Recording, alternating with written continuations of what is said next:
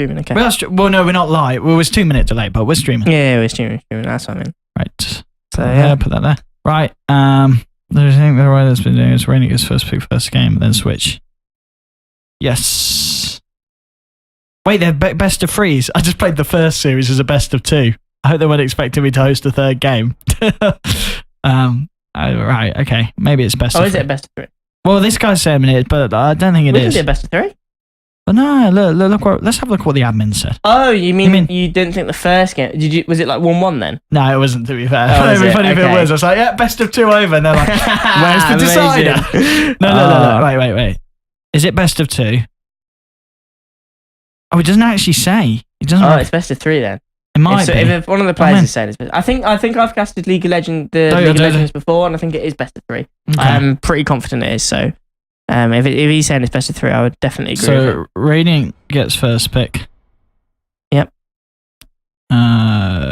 Do this. Which means okay, Radiant first pick. Then next game. Teams is swap. My mic working and functional? Open mic, do it. I don't need to because I'm coming through yours. That's a good point. We forgot this last time because I didn't have us an open mic. So I need to close my open mic. You just need to make sure I've got open mic on, which I do. So you're fine. Yes. Right. Okay. Both teams are ready. We're ready. Let's start the game. Wait, that's someone from Team Red. So it's Team Red versus AGSA. Start the game. Okay, we're good. All right. It says we're offline, but of course we are because there's a 2 minute delay. All right, let's get on the Twitters. Spam people. Do it, baby. Spam them Twitters. Tweets. Spam them tweets. So this should be good because you're completely sober, so you can provide the shout casting and like perfect casting sort of standard. And I will come in with my quirkiness and analysis, which should be good. I think it'll be alright. I think we'll be good. We'll see how it goes, won't we? How are we doing in terms of this? I do not want that. I want that. Okay. Right, we're setting up. So I get headphones. We're back live. I think we're live. Oh, we are man. live. I can hear myself. Okay. Right, there we go. Okay, that's good. Right, we'll put that there. We'll pause that there. We're still setting up, lads. This is... Show me the desk draft. Yeah. Oh! You got some nice comments in the first game. Did I? Did I get some nice comments about this? Some people did say they liked it, yeah. Oh, that's really good. I spent like 5 hours doing this, I reckon. So you guys better appreciate because this is really hard. There's like the King of Hearts is missing, it looks like. No, that's because of this. Look, it's the... oh, shit, yeah, of course it is. Yeah, my bad. It's the glitch, it's... Yeah, I apologise. I completely apologise. So yeah, if you like our desk draft, let us know. It was developed by both of us, to be fair, because he had the idea, and then I made it happen. You did it, yeah. So a lot of credit goes to you. So yeah, so it's Genius by PixelPipeline. Hashtag Genius PixelPipeline. Get on the Twiz. If you tweet us, Wakey will give you a mythical. If we get 20 viewers on the stream, then there is a two mythicals up for grab because it's a rollover from the last time that we did. Oh, yes. So just get ready for that. It could happen. I'm going to start talking about the draft because we're into it. It's on the desk. We can see it. The cards have been drawn. Well, a few of them so far.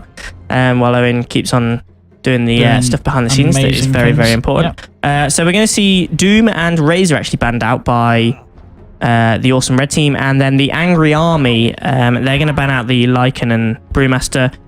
Obviously, you don't want to be giving a Lycan away on the Dire side. Although I think the Radiant had first pick, did they, this game?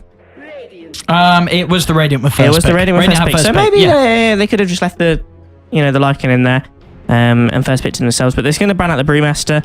And that's going to let Viper come through. Then the Faceless Void and Jakira instantly picked up. Obviously, Faceless Void slightly better on the Radiant just because of how easy the offlane is on the Radiant. If it is an offlane Faceless Void that we see this game, which they could run it in the carry position, they could even run it mid, and we see a few teams do that, so just keep that open for the time being. Viper is then matched with Skywrath Mage, which I would argue is kind of like a counter pick to, if you're going to pick a Faceless Void, then the Skywrath Mage is going to get picked up instantly because It's such a nice combo, even though it didn't have a very good success rate at TI. It's still very, very potent, especially at this sort of tier level. And then the bans that are coming out, we're going to see Lich banned out, so a little bit of lane control. They'd already got the Viper that's going to win a lane. They don't want something that's going to just sort of hinder any of their lanes at the moment, and Lich is very much something that can throw a spanner in the works when you're trying to draft a decent lineup. And then they're just going to get rid of some decent push, which is going to be the Death Prophet. On the side of the Angry Army, on the Radiant side, they're going to ban out some push of their own. They're going to ban out the Shaman as a support. And they're also going to ban out the Earthshaker, a hero that we've seen used quite a lot, especially in the Chinese scene. We've seen it in aggro tries, we've seen it in defensive tries. It's just a hero that has a very, very good laning presence and also can contribute a large amount of presence in the mid game as well. I mean, Faceless Void Jakiro is a lineup that we've not really seen utilized too much, but it has a lot of potential. Obviously, Jakiro has some moves that require some sort of setup, and there's not much better setups than the Chronosphere. So being able to put down Micropyre at least on a couple of heroes, if they get caught in the Chronosphere, is going to deal a large amount of damage. And we actually see Witch Doctor picked up by all the awesome red team. So they're going to pick up another hero that works very, very well in the Chronosphere, almost like block picking two of their picks at the moment, which I never really like to see, if I'm honest. Like the awesome red team, they're picking up heroes that you would argue would work very well in the Angry Armies lineup, which is not necessarily something you want to be doing. You want to be drafting your own team with your own strategy and your own focus in the game, not necessarily reacting to the picks that the other team are doing. And that's always going to put you on the back foot, and then you're going to go into the game on the back foot, and that's maybe not something that you want to be doing going into the game. We're going to have the third pick coming up by Angry Army. I mean, they've already got the Faceless Void. They've already got the Jakiro. Let's say it's a Faceless Void going into the off lane, which I would like to see. We've got a Jakiro, obviously, then maybe going to the safe lane. So they need another support. They need their carry, and they need their mid lane hero. On the terms of the awesome red team, what do they know about their team so far? I mean, they've got the Viper that is possibly going to be lining up in that mid lane position, but I mean, can play kind of any role, any of the three cores, really. They've got Scarith and Witch Doctor, two heroes that can run aggressive, but it's most likely this game we're going to see them run defensively. I wouldn't be surprised at all with the Scarith and the Witch Doctor. Two pretty strong heroes in terms of their laning presence, but not necessarily in terms of their roaming presence, I would argue, in terms of the Witch Doctor and the Scarith. The Scarith on its own, a pretty good harassing tool. Obviously, you've got the Arcane Bolt that costs very little mana and does a hell of a lot of damage. But the Witch Doctor's stun isn't exactly... what's the word I'm looking for? It's not exactly... Reliable. Yeah, that's exactly the word I'm looking for. So it's not the best roaming pair, but you can get lucky with it if you decide to try and force anything going into that mid lane position. Shadow Demon picked up by the Angry Army. Shadow Demon, an extremely strong support, and it's going to be the setup in the lane for the Jakiro Ice Path. And they're going to be able to deal a lot of damage once the Shadow Demon gets a few levels up in that Soul Catcher. So it's going to be a fairly potent combo. I mean, Shadow Demon's a hero that can sort of be run with so many support heroes. It's always a good pickup. It's never really looked upon in a negative kind of way, so I think that's a decent pickup by the Angry Army. And we're actually going to see a Centaur Warrunner as the response by the awesome red team, so they're going to go for some more control, a more reliable stun. Obviously, Centaur is going to be probably heading towards that off lane on the Dire side. Can do pretty well there. Is going to survive fairly well. Probably shouldn't get brought down by a Jakiro Shadow Demon combo unless they get a really potent carry with a decent stun, like maybe even a Mirana, for example. Obviously, really nice setup with the Shadow Demon as well. Yeah. But the Centaur, in reality, shouldn't really die there and should get some decent levels. If you can go move on to the jungle, double-edge some creeps, get a Blink Dagger at a reasonable time, then they've got a nice amount of lockdown, especially with the Scarith Mage. If you can blink in and get the Hoof Stomp and then the Mystic Flare comes out, it's a really potent combo going into that mid-game sort of team fight area, and you can get a decent Death Ball lineup with the Witch Doctor. You've obviously got a lot of sustainability as well with Voodoo Restoration, and be interesting to see how Angry Army decides to deal with this. I'm very interested to see what I expect to be their carry position, bearing in mind I think the Faceless Void is going to be an off-lane position at the moment. And they're going to go for Slark. So this could be the carry or the mid laner. We don't quite know yet. Slark, a hero that doesn't do too bad against the Viper, so they might choose to try and match this up against the Viper, to be fair. Just in terms of laning presence, he doesn't necessarily do very well against him going into the later portions of the game. Viper Strike, very, very good at shutting a Slark down when he's trying to do as much damage as possible, hit as quickly as possible, and get as many Essence Shifts off as possible and get all that bonus attributes. But Viper in the laning stage, you can obviously dart pact off the slow. There's definitely kill potential there as well if the Slark manages to get a pounce and get some decent amount of damage off. So in terms of laning stage, it matches up quite well, but then going past that, it's not necessarily the best hero. But dart pact's such a good spell at getting rid of slows and debuffs. It's not a very odd hero to see, and we're actually going to see Tidehunter, which got through a long way in the pool in the draft, I would imagine, get banned out. And also the Phantom Lancer, which is a very odd one to me. I'm not quite sure why it was banned out, but then the Bloodseeker gets picked up.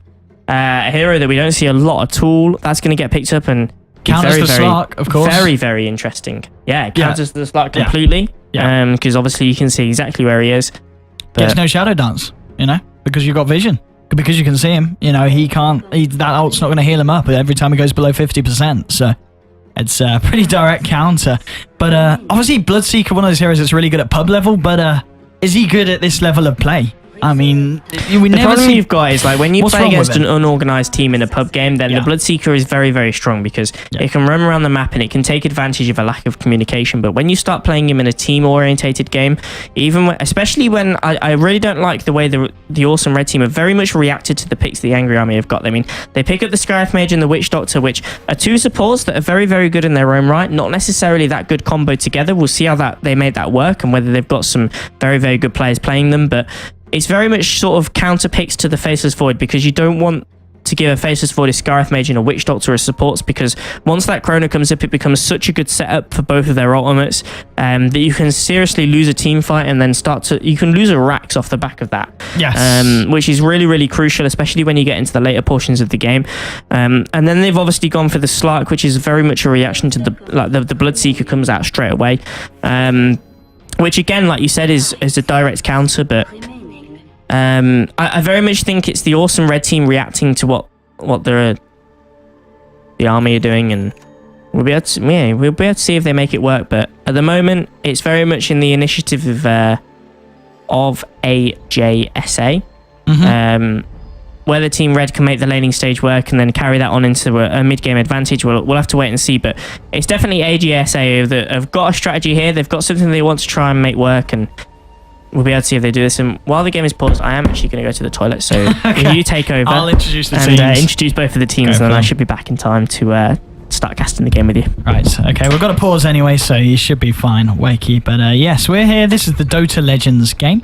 We do have AJSA up against the side of Team Red. On the side of the Radiant, AJSA are going to be playing, and we are going to see Wusa is going to be on the Faceless Void.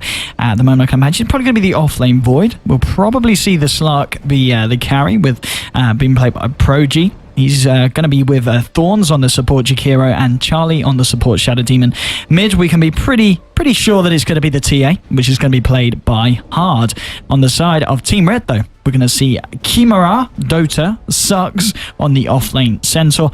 It looks to be perhaps a mid-lane... Well, I'd imagine it's going to be the mid-lane Bloodseeker played by Le Champion and the position 1 carry Viper being played by Demadi. But either way, the support's going to be Turtle Overlord on the Witch Doctor and Red Orc on the Scarif Mage. But either way, it is going to be a first blood attempt by the looks of it. We see all 5 of them. The Happy Man strat comes out on the map with the smiley face and the round tummy.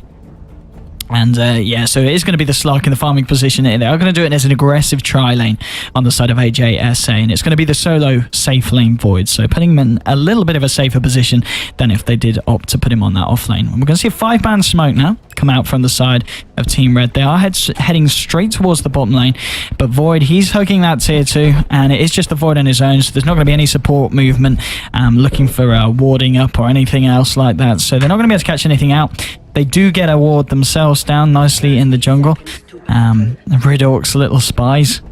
And he's going to be able to spy on the Radiant jungle, but it's not going to be too much of a benefit, seeing as there are no supports down here. It is just going to be the Void on his own. And as they return to the lanes, it looks like it is going to be what we expect with the Centaur on the off. It's going to be Viper in the mid. And actually, Bloodseeker is going to be in the tri-lane, so they're not going to put the Bloodseeker mid. Obviously, is one of those heroes that does do nicely in the mid lane, but against a TA, probably has quite a bit of trouble fighting up against a TA, would you say? I mean, Bloodseeker TA, would you want to put Bloodseeker against that?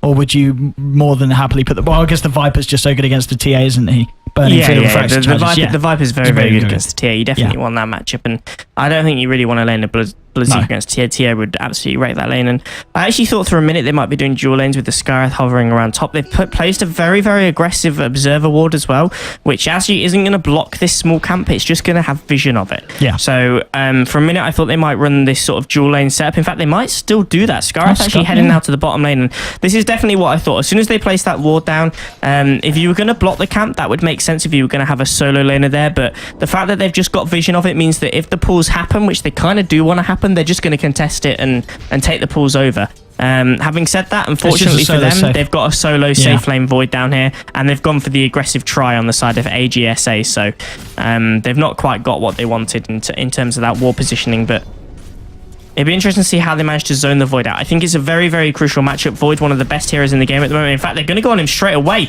And the amount of damage, if they've got another Arcane Bolt up, he's coming up in a second. Are they going to be able to do enough damage here?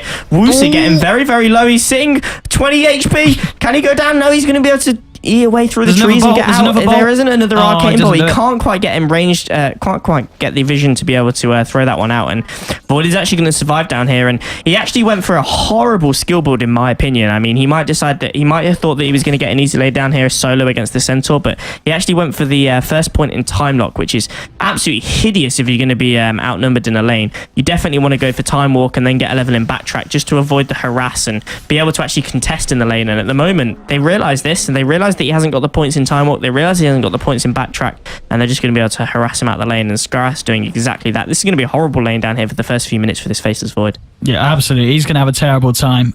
He's going to be hoping that the Skywrath leaves the lane, but it really looks like he's not going to do that. He's going to hang around with this Centaur. Centaur, look, he's making advantage of the pulls here, actually pulling the Radiant creeps through to the second camp and getting a bit of farm for himself.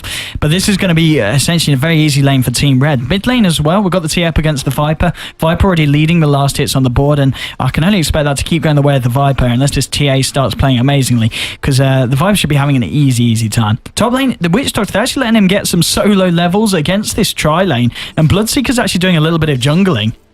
So they seem very confident to leave this Witch Doctor on his own against the two supports and the Slark. But talking about the two supports, they know that the Bloodseeker's headed into the jungle. They are smoked up and at a bit of a pause at the moment. And Bloodseeker actually is going to be farming these from the high ground as he pulls them out of the camp. Jakiro is level 2, has got the Ice Path and can follow up with the Dual Breath. Shadow Demon is just with a disruption. But with one of these creeps going down here, we'll have the second level. But I'm not quite sure if they'll be able to kill the Bloodseeker here. They'll probably be able to do quite a bit of harassment and force him back a bit. But I don't think they'll catch him out long enough for a kill here, will they? Do you think, these two supports? I think it'd be very, very difficult. Both of them are sitting at level, they're sitting at level 1 on the Shadow Demon. He really needs the Soul Catcher if they're going to be able to do enough damage to be able to kill off the Bloodseeker. Having said that, he is only sitting on 441 HP, so it's if they get a decent right clicks in, they get the positioning right, then it's entirely possible. I actually really like what Team Red are doing at the moment. They're sending the Bloodseeker into the jungle, so he's going to be able to farm up there, and then that leaves the Witch Doctor completely on his own in the lane, so he's going to be able to get a level 6 really, really fast. And what they've chosen in terms of their draft, they've chosen two supports that really need levels in terms of the Skywrath and the Witch Doctor. And they've sent the Skywrath down bottom with the Centaur, so he's going to pick up decent levels down there, and they're going to be able to do some decent harass to this Faceless Void, which we've already seen in this game, just 2 minutes in. And then they're also going to have the Witch Doctor on the top lane, who's going to be getting solo XP and is going to be able to get level 6 very, very fast. So they're going to have 3 cores that don't necessarily transition very well into the late game, but their mid game potential and snowball is going to be extremely, extremely strong. So it's definitely something worth looking out for on the side of Team Red. I really like the way they're laning this. Bloodseeker very nicely avoided the supports. They literally just walked round and went round that middle of camp, and by the time he made the rotation, they were gone. Top lane. It's going to be in trouble, and this is the problem with the Witch Doctor on the solo lane. Like, he's going to be able to be bursted down very, very easily. I mean, you mentioned would the two supports be able to kill the Bloodseeker in the jungle? I'm not so sure about it, but they'll definitely be able to kill the Witch Doctor in the lane, especially with the help from the Slark. So, and this is definitely a problem when you decide to lane something as squishy as a Witch Doctor and solo lane it against an aggressive try, which is something that honestly I didn't expect myself, and necessarily probably Team Red didn't expect either. So it's very, very difficult to lane this if you are Team Red, and in terms of they clearly had a way they wanted to lane it. And I mean, talking about the laning, actually, hang on. In the jungle, Bloodseeker, oh, look how low he is. He is in a lot of trouble here. There's going to be, they're going to go for the courier. They're going to change their mind. They go for the kill. Disruption, Ice Path, they're going to throw out a Dual Breath as well. No, they're not. They don't need it. Yes, maybe they do need it. Maybe he should have thrown out a bit earlier. The right click, there we go. The Dual Breath catches him. and that should be enough to finish off the job. And it's a second kill going to AJSA. So these supports really taking control of this lane. I mean, we talk about the laning and all. In fact, Slark jumping on the Witch Doctor. The heals are coming out. Is it enough? But the Essence Shift, he's stealing a lot of the stats. Ice Path comes through. It's going to miss. A few right clicks, though. Passive coming out for Jigoro. He's still healing, but he's going to run out of mana. He's actually going to be able to fend them off. Anyway, as I was trying to say, with the Skywrath Mage, do you think it's worth putting him down? Obviously, they're shutting down the Void heavily, but they're kind of paying for it. You know, they've lost the Bloodseeker, they've lost the Witch Doctor. Do you think they should have just left the Centaur down here and let the Void get farm? Or do you think this is really going to help them shutting down the Void as much as they are at the moment? I mean, the problem they've got is it's really, really greedy by AJSA. So they've ran this aggressive trialing because of the fact of the matter is they need levels on these two supports. They need to be able to find kills on the map somewhere. And that's why they've gone so aggressive with the tri-lane. And the problem is they're finding kills. Yeah, and they're finding kills. And they've got three cores that transition very, very well. I mean, we've got the TA, who isn't going to have a very good lane against the Viper, but he's actually doing decent on last hits. I mean, he's getting out last hit completely by the Viper. But if you're able to find something in that lane, then it's not too bad. And especially when you've got a Slark that's getting pretty much free farm on this top lane, and a Faceless Void who is getting shut down a lot. But let's be honest, this Faceless Void is a hero that we haven't really seen played in the safe lane position as a carry number 1 position. We've seen it played in that sort of number 3 position, in that off lane position, because it's a hero that nowadays, with the changes, doesn't need a lot of farm. And yeah, like you say, on the mid lane, it looks like Viper's going to go down thanks to another really, really nice support gank by the Shadow Demon Jakiro combo. That's a pretty crazy combo, yeah. The Faceless Void, like in the offlane position, it's really strong. It just needs some levels to be able to perform, and it's such a good setup spell to have that Chronosphere, and especially when you've got heroes like Jakiro that can throw something into that Chronosphere and do a lot of damage. Look at the jungle. Oh, blooming heck, Bloodseeker. Look, wait. Oh, he's being really cheeky. Look at him. I mean, he's obviously come down here. You know, he's left the jungle from top. It's a bit safer down here. There is only a Void who's having an absolutely awful time. Yeah, it's a smart decision by the Bloodseeker. I mean, if you realise that they've got the aggressive tri-lane, you're just going to get constantly killed and with an invis rune and a double damage. Oh, this could be bad for TA. I don't know whether the champion spotted that out actually on the Bloodseeker. It'd be interesting to see whether he did. I don't think he would have had vision. But Skywrath Mage, RIP. It doesn't look like he did, and Hard is going to go in on this. Who's he going to go for? They have to go on the Skywrath here. I don't think they can kill actually the Centaur off. He's got too many hit points at 948, but at 568, the Skywrath's definitely a potential target, and it looks like the champion's coming in here, and that's going to actually ward off Hard. He doesn't fancy that kill, so he's going to go and see if he can make something happen in the mid lane on this Viper, which again is a really hard kill, especially when the Viper's already got a point up in the corrosive skin, and Damadi, I think he's going to be okay here. We'll see what happens. Anyway, the Invis runes ran out.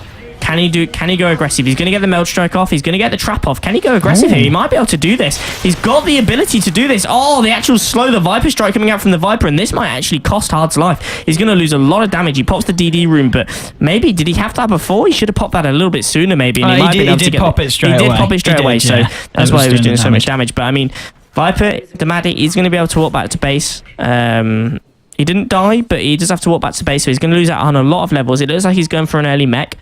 Whereas the regen obviously coming from the bottle charges is going to keep Hard in the lane, and it's not the end of the world, although he did transition down to the bottom lane to try and make a kill happen, and it didn't work for him, so he lost some levels doing that. Down the tower, passive comes through from Jakiro. Oh, he's actually going to miss out the jump at the TP so there's support. There's going to be TPs in from the Viper, and also the Centaur coming in as well. It's going to be a slow TP though after he follows through. Viper has already used the Viper Strike against the TA mid, so it's not going to have anything to chase them down with, but he's going to force them away. Witch Doctor is going to be quite grateful for that. I think that's the first time he's seen any help from the rest of his team on this top lane, and they are going to be able to keep him alive. Bottom lane going in now deep on the Void. He gets silenced up. The damage coming through. He's not going to be able to get the Chrono off, and they do manage to get the first kill on the side of Team Red. Slark now, though, he's coming. He's pouncing onto the Centaur. Right clicks come through. He picks up another kill. Bloodseeker's trying to turn on the Slark, but needs to be careful. The tower hits coming through. Does reset the aggro, but there's going to be nothing else to follow through. So they do get a kill on the Void eventually, but they lose the Centaur, and it's 4-1 going the way of AJSA. I mean, I don't know, the Slark, he's going to be starting to look pretty scary, and TA is getting the space to catch up after a pretty bad start against the Viper on her own. Yeah, it's definitely the laning stage going the way of AGSA. I just don't think Team Red are ready for it. I mean, I mentioned it in the draft there, very much reacting to the picks that came out from AGSA, and for that reason, I think they probably got slightly outdrafted. Whether they could make the laning phase work in their favour and then transition to a really, really nice early game into a really strong mid game, which they definitely tried to do. I mean, they put the heroes in the positions that they had. They had the Bloodseeker jungling for that exact reason, and they went for sort of a dual lane approach. Talking about Bloodseeker. Oh, he's going to go down, and this is going to be an absolute disaster because this is sort of the hero that was getting a little bit of space on Team Red in that jungle, and he's going to go down. And a jungling Bloodseeker's never going to be as efficient as a laning Bloodseeker. And I mean, sitting at level 5, 9 minutes in, if you have like a free lane, a free farm Juggernaut, a free farm Bloodseeker, then he's going to be sort of hitting level 8 by this point. And at the moment, he's not. He's very, very low in terms of levels. He might have a decent amount of gold, but when you're in the jungle, that change to the experience. It's interesting. I want to mention that actually. The change to the creeps in the jungle in terms of the golden experience that you earn from the creeps very much changed the way that Dota's played on the professional scene. In the sense that it very much changed from a let's pull, let's give the off lane a nothing, let's get our support some experience in gold in the jungle, let's choose a jungler and go really greedy lineups, to very much it's now actually worth it more to rotate supports and try and make kills happen on other lanes rather than just sit there and pull, which has made the game better in my opinion in terms of you now get very much more aggressive lineups.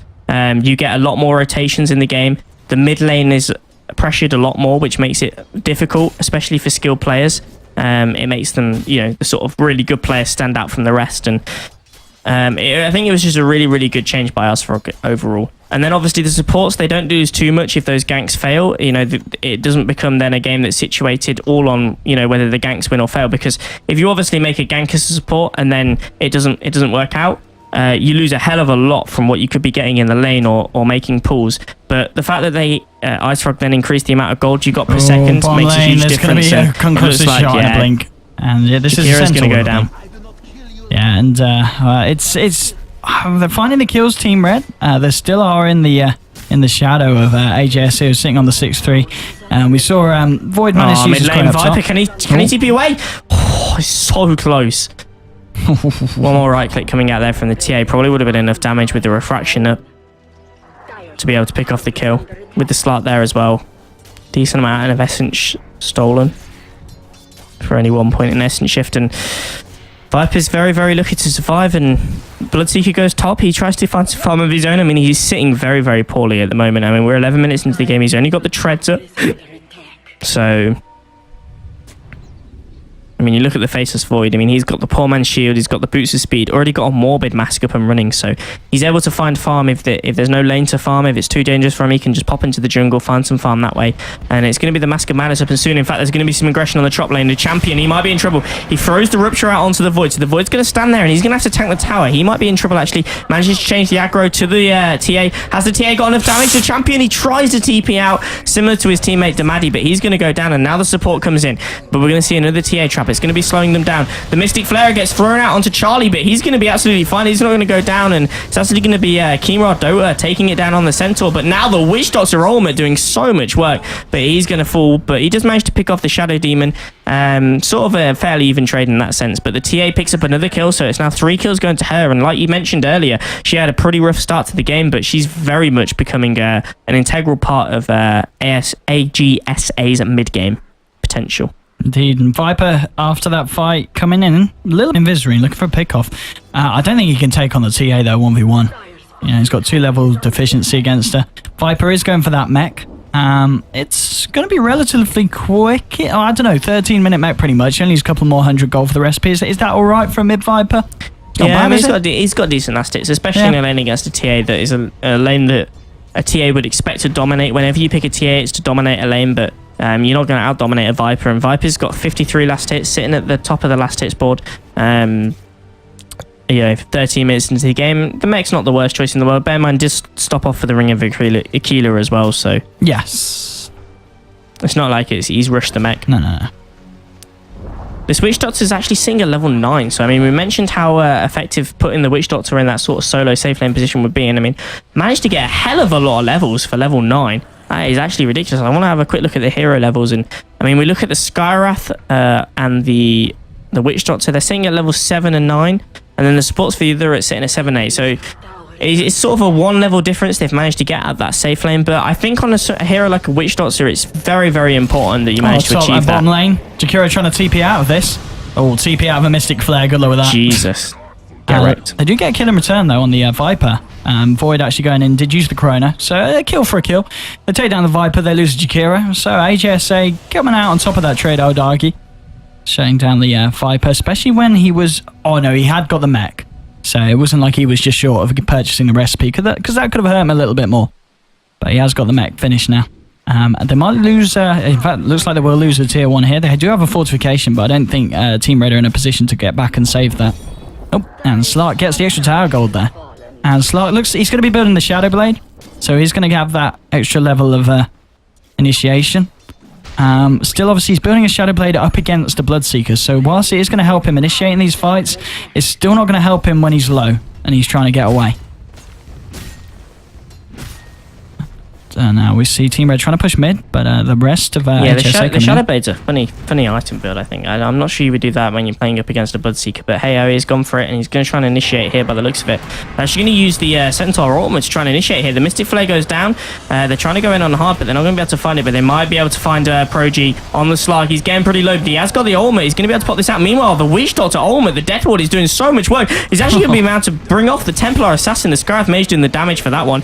In the end, Kimar manages to finish off Woosa on that Faceless Void, so they do lose a trade there, and I think the Witch Doctor survived that one. The Witch Doctor did survive that one, so they managed to bring 3 heroes down. Not losing any one of themselves. Really nice trade. The Centaur ultimate was used perfectly in terms of their initiation, and I really don't like this Shadow Blade on Slark. I'm just going to reiterate that. I mentioned it here. We'll see how that progresses into the game, but I really don't like it. Especially when you're against a Bloodseeker. I think normally it's a very legitimate item, but when you're playing against a Bloodseeker, it's not going to do you too much good. And now we're going to see the counter push coming out. I mean, look at the amount of damage that they've got. The Soul Catcher, they've got the Jewel Breath. Jewel Breath does a surprisingly good amount of damage, and they're actually going to manage to pick off the Bloodseeker. That's a huge kill for them to be able to get. Jakiro picking off the kill on that one, and I mentioned how much Jewel Breath damage does, but seriously is a lot. And now TA doing what a TA does, just balls deep, flying into 4 of them, is going to be able to pick off Turtle Overlord easily. 1 kill down. Now can she find some more? She's got the refraction up. She's going to have it up again in another 5 seconds, 4 seconds. Got a Meld Strike, but it doesn't look like they're going to go initiate on this, although Charlie, the disruption goes off. Actually, the blink in by Kima, he's actually going to take a lot of damage, but not before he brings down the Slark. The Chrono. Oh, the Chrono. What a Chrono. And look at this. It's all the heroes on Team Red. They're going to get beaten down. Woosa with a beautiful Chrono, catching out pretty much everyone. And it's a 3-for-3 trade, so it's not necessarily an amazing one for AGSA. But they followed that a long way. And it's actually going to be a TP out coming from Thorns. Ooh, that was a little bit risky with the Bloodseeker coming in as well. Might have been able to take down some damage there, but in the end, he's going to be able to make it out. And 3-for-3 is the way it goes, but not a bad counter initiation coming out from AGSA. I just think the Templar Assassin maybe dived a little bit too far. Once they got the disruption off in this area by the tier 2 tower in the mid lane, I just think maybe they should have just sort of took what they got and leave, really, rather than deciding to lose 3 heroes, because they managed to get the counter kill onto the Witch Doctor, and they managed to kill off the Bloodseeker as well, which kind of made it an alright trade for them, but chasing it any further was always going to end in disaster for me. Yeah, I mean, it was a really nice Chrono, but they'd already lost the TA, the Slark, and the Shadow Demon, unfortunately, so it's just a little bit too late. But still, it's a pretty close game, 14-12. I mean, we'll have a look at the XP graphs. It's only 1k going the way of AGSA, and it's only 2k going the way of AGSA, which, they've got a slight advantage in the kills, and it shows slightly in the golden XP, but it's a pretty even game at the moment. And what about the net worth? What's the net worth looking like? Oh, okay, for the individual heroes, yeah, let's have a look. So it's TA leading, talking about action, top lane. Thorns is he's going to pop the Yules, actually. Impressive that he's got a Yules at this timing in the game, but it's not going to help him here, and he's going to get blown up. 4 heroes committed to that kill. Actually, 5 heroes up here on this top lane, so it looks like they're going to transition this into a push, and they should be able to pick off the tier 1 tower here. I don't think there's too much to the defense that AGSA can do with just the 4 heroes down, especially when one of them is the Jakiro, who's not down, and they don't have Chronosphere for another 20 seconds, so it looks like they're probably just going to let this one go. I don't think Slark can do too much here on his own to defend against this, and they might try and find a trade somewhere else on the map.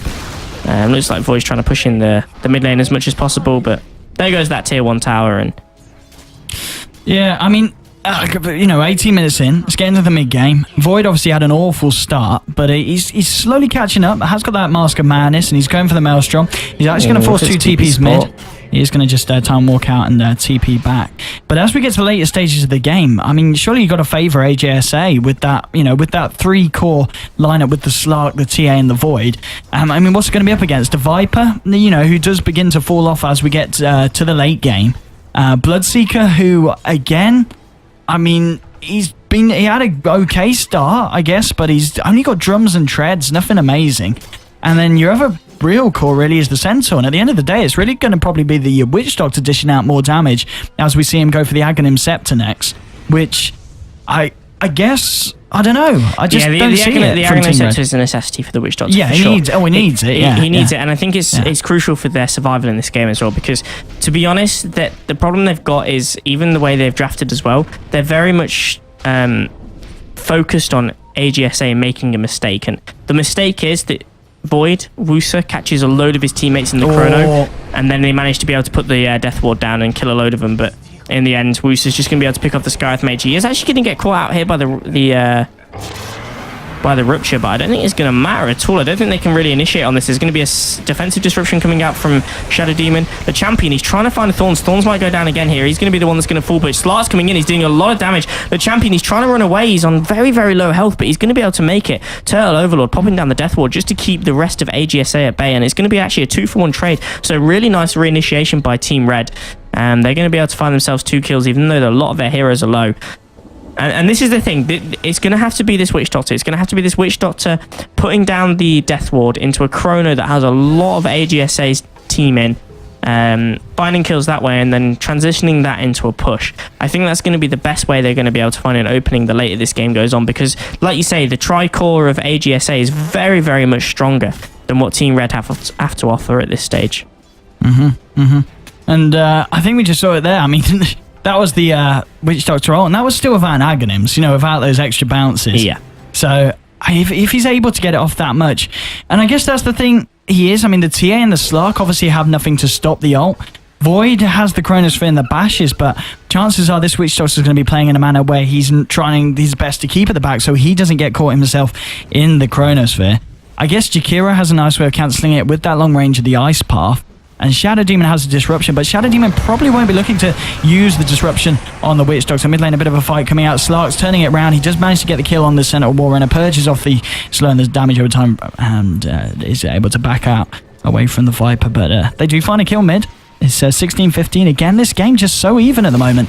And now, Rupture onto the TA. They're going to chase her down. She's out of refraction charges. She is taking the damage. She's just going to tank it up, though, and run straight through it. I mean, you got to remember, this Bloodseeker, he's only level 10, so it's only level 1 in the ultimate. And we're seeing at the moment, a level 13 TA couldn't care less about being altered. She just runs all the way through it.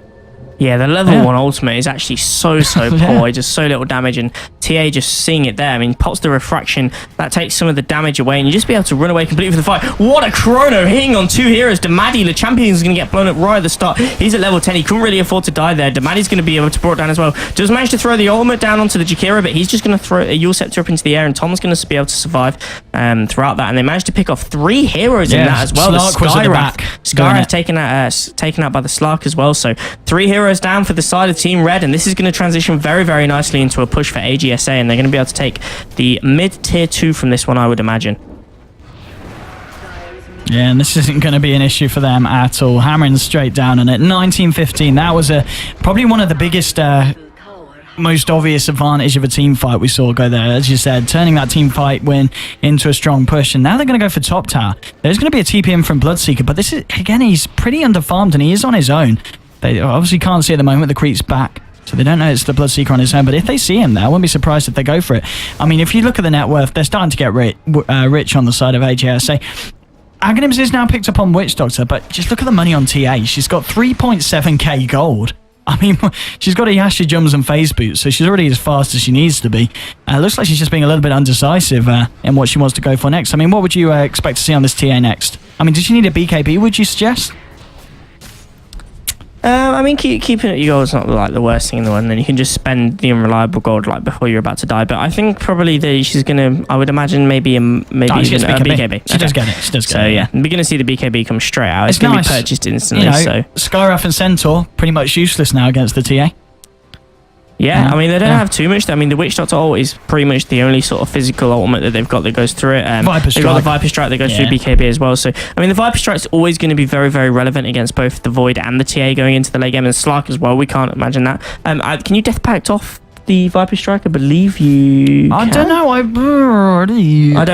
know. I don't Twitch think chat. you can. Twitch chat. Yeah, teach us Dark mechanics. Pact, Mechanic Viper gods. Strike. Tell us. Can you do it?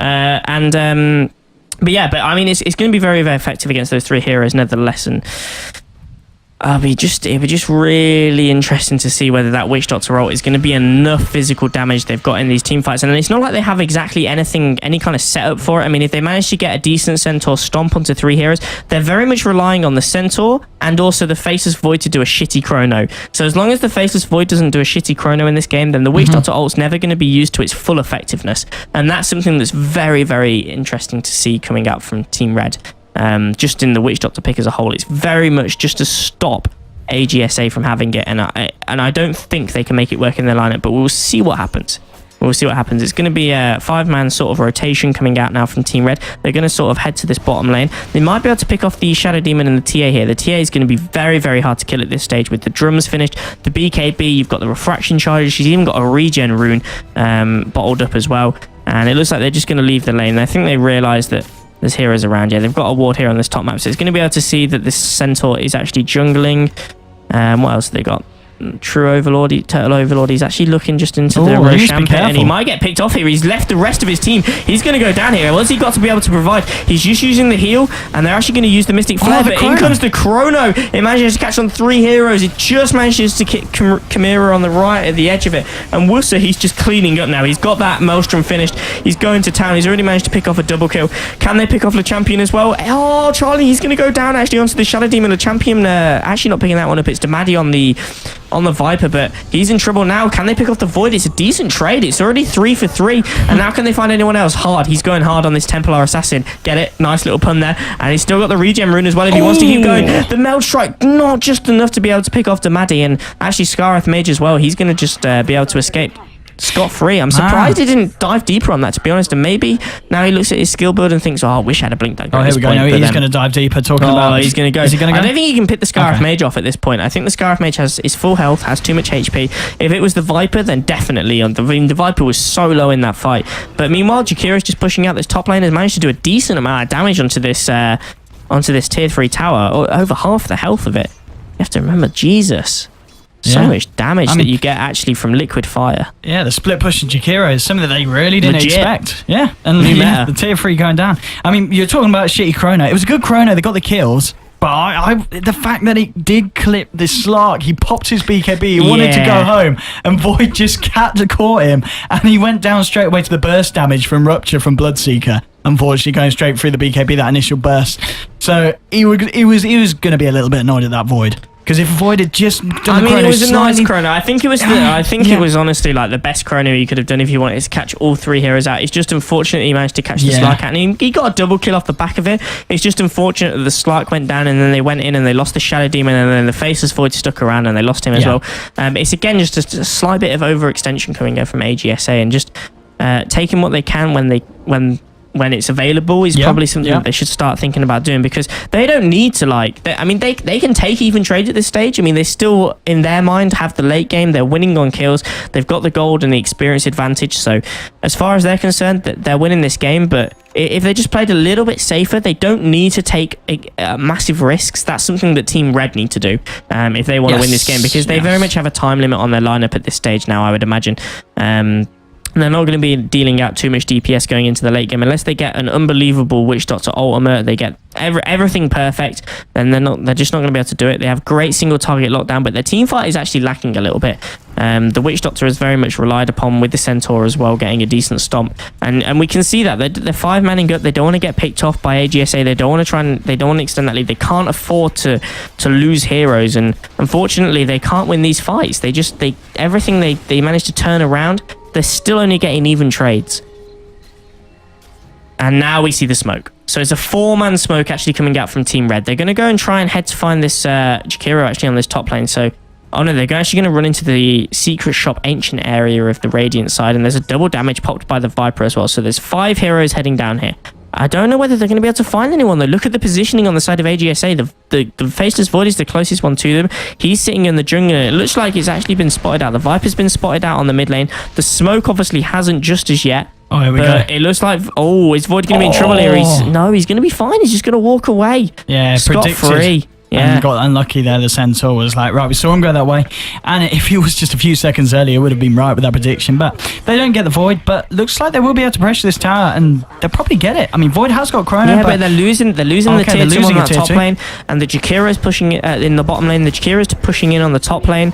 So they get the tower for it, which is a decent trade. It obviously doesn't get defended. But now they're going to have to TP back to both lanes to try and defend. And they're actually going to lose the tier 2 tower. So it's actually not a very good trade at all. A smoke wasted as well, remember.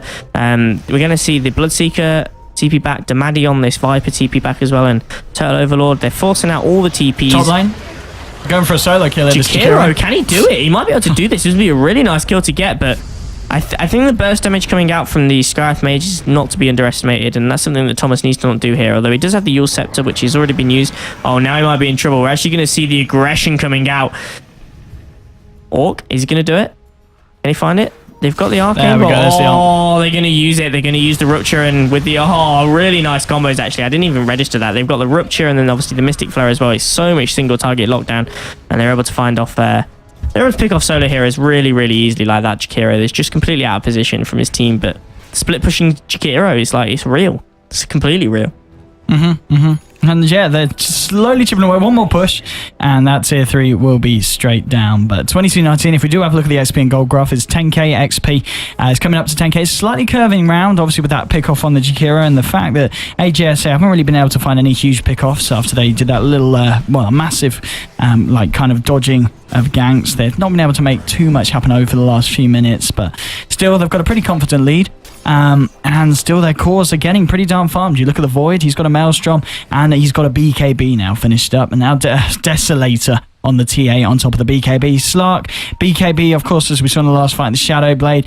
He's got the Ultimate Orb, so it looks like he's probably going to be going for the Skadi next. So all three of their cores compared to Team Red looking pretty scary. I mean, you look at the Bloodseeker, he has got his BKB now, but I mean, as for right-click damage, it's not a lot. He's got to hope that the heroes on AJSA are low, because otherwise he's not going to be dealing a lot of physical damage but regarding his base item build at the moment. Viper actually went Sanjin Yasha after the mechanism, so an item that's nice, but I don't think it's going to help him as we get to these later parts of the game, and we're 32 minutes in coming up, so I don't know about that. And other than that, I mean, the Centaur, that's got the Blink and the Halberd and the Blade Mail. It's got a fair bit of gold as well. I wouldn't be surprised if it goes for the champion getting absolutely blown up. 5 heroes committed to that kill. He's going to get absolutely destroyed, and they're not going to be able to find anyone else. Damadi's probably going to be able to get his way out of this, but this is going to turn into a push on this top lane. Unfortunately, they don't have the creeps with them, so they're going to be able to push out one creep wave, and then they're probably going to have to look elsewhere to push. It looks like Faceless Void is pinging on the mid lane. There's pings coming in the jungle as well. They've TP'd back to try and clear out the wave, but so nice little pick off. They managed to get off the Bloodseeker. The Bloodseeker is having a pretty torrid game. He's got the BKB, he's got the drums, treads as well, but that's pretty much it, which isn't a lot for 31 minutes into the game. When you compare that to a hero like the Faceless Void, he's got the BKB, he's got the Mask of Madness, he's got the Maelstrom, he's working his way into the Deadless, the Power Treads are finished on him as well. We've got a TA who's got the Yasha, who's going to be building that probably into a Manta style. Already the Desolator finished, the Black King bar, Phase Boots, drums, and even the Slark, who had free farm obviously on that top lane. Looks like he's going to be going for the Skadi. He's a little way off it though. Has got the Orb of Venom and one of the Ultimate Orbs, but then also has BKB, Shadow Blade and Treads as well. It's just that the farm on AGSA is far superior to Team Red, and they have the better late game, so why would you try and like force anything that isn't wise? You wouldn't at all. You're just going to play it safe. You're going to push out all the lanes exactly as they're doing.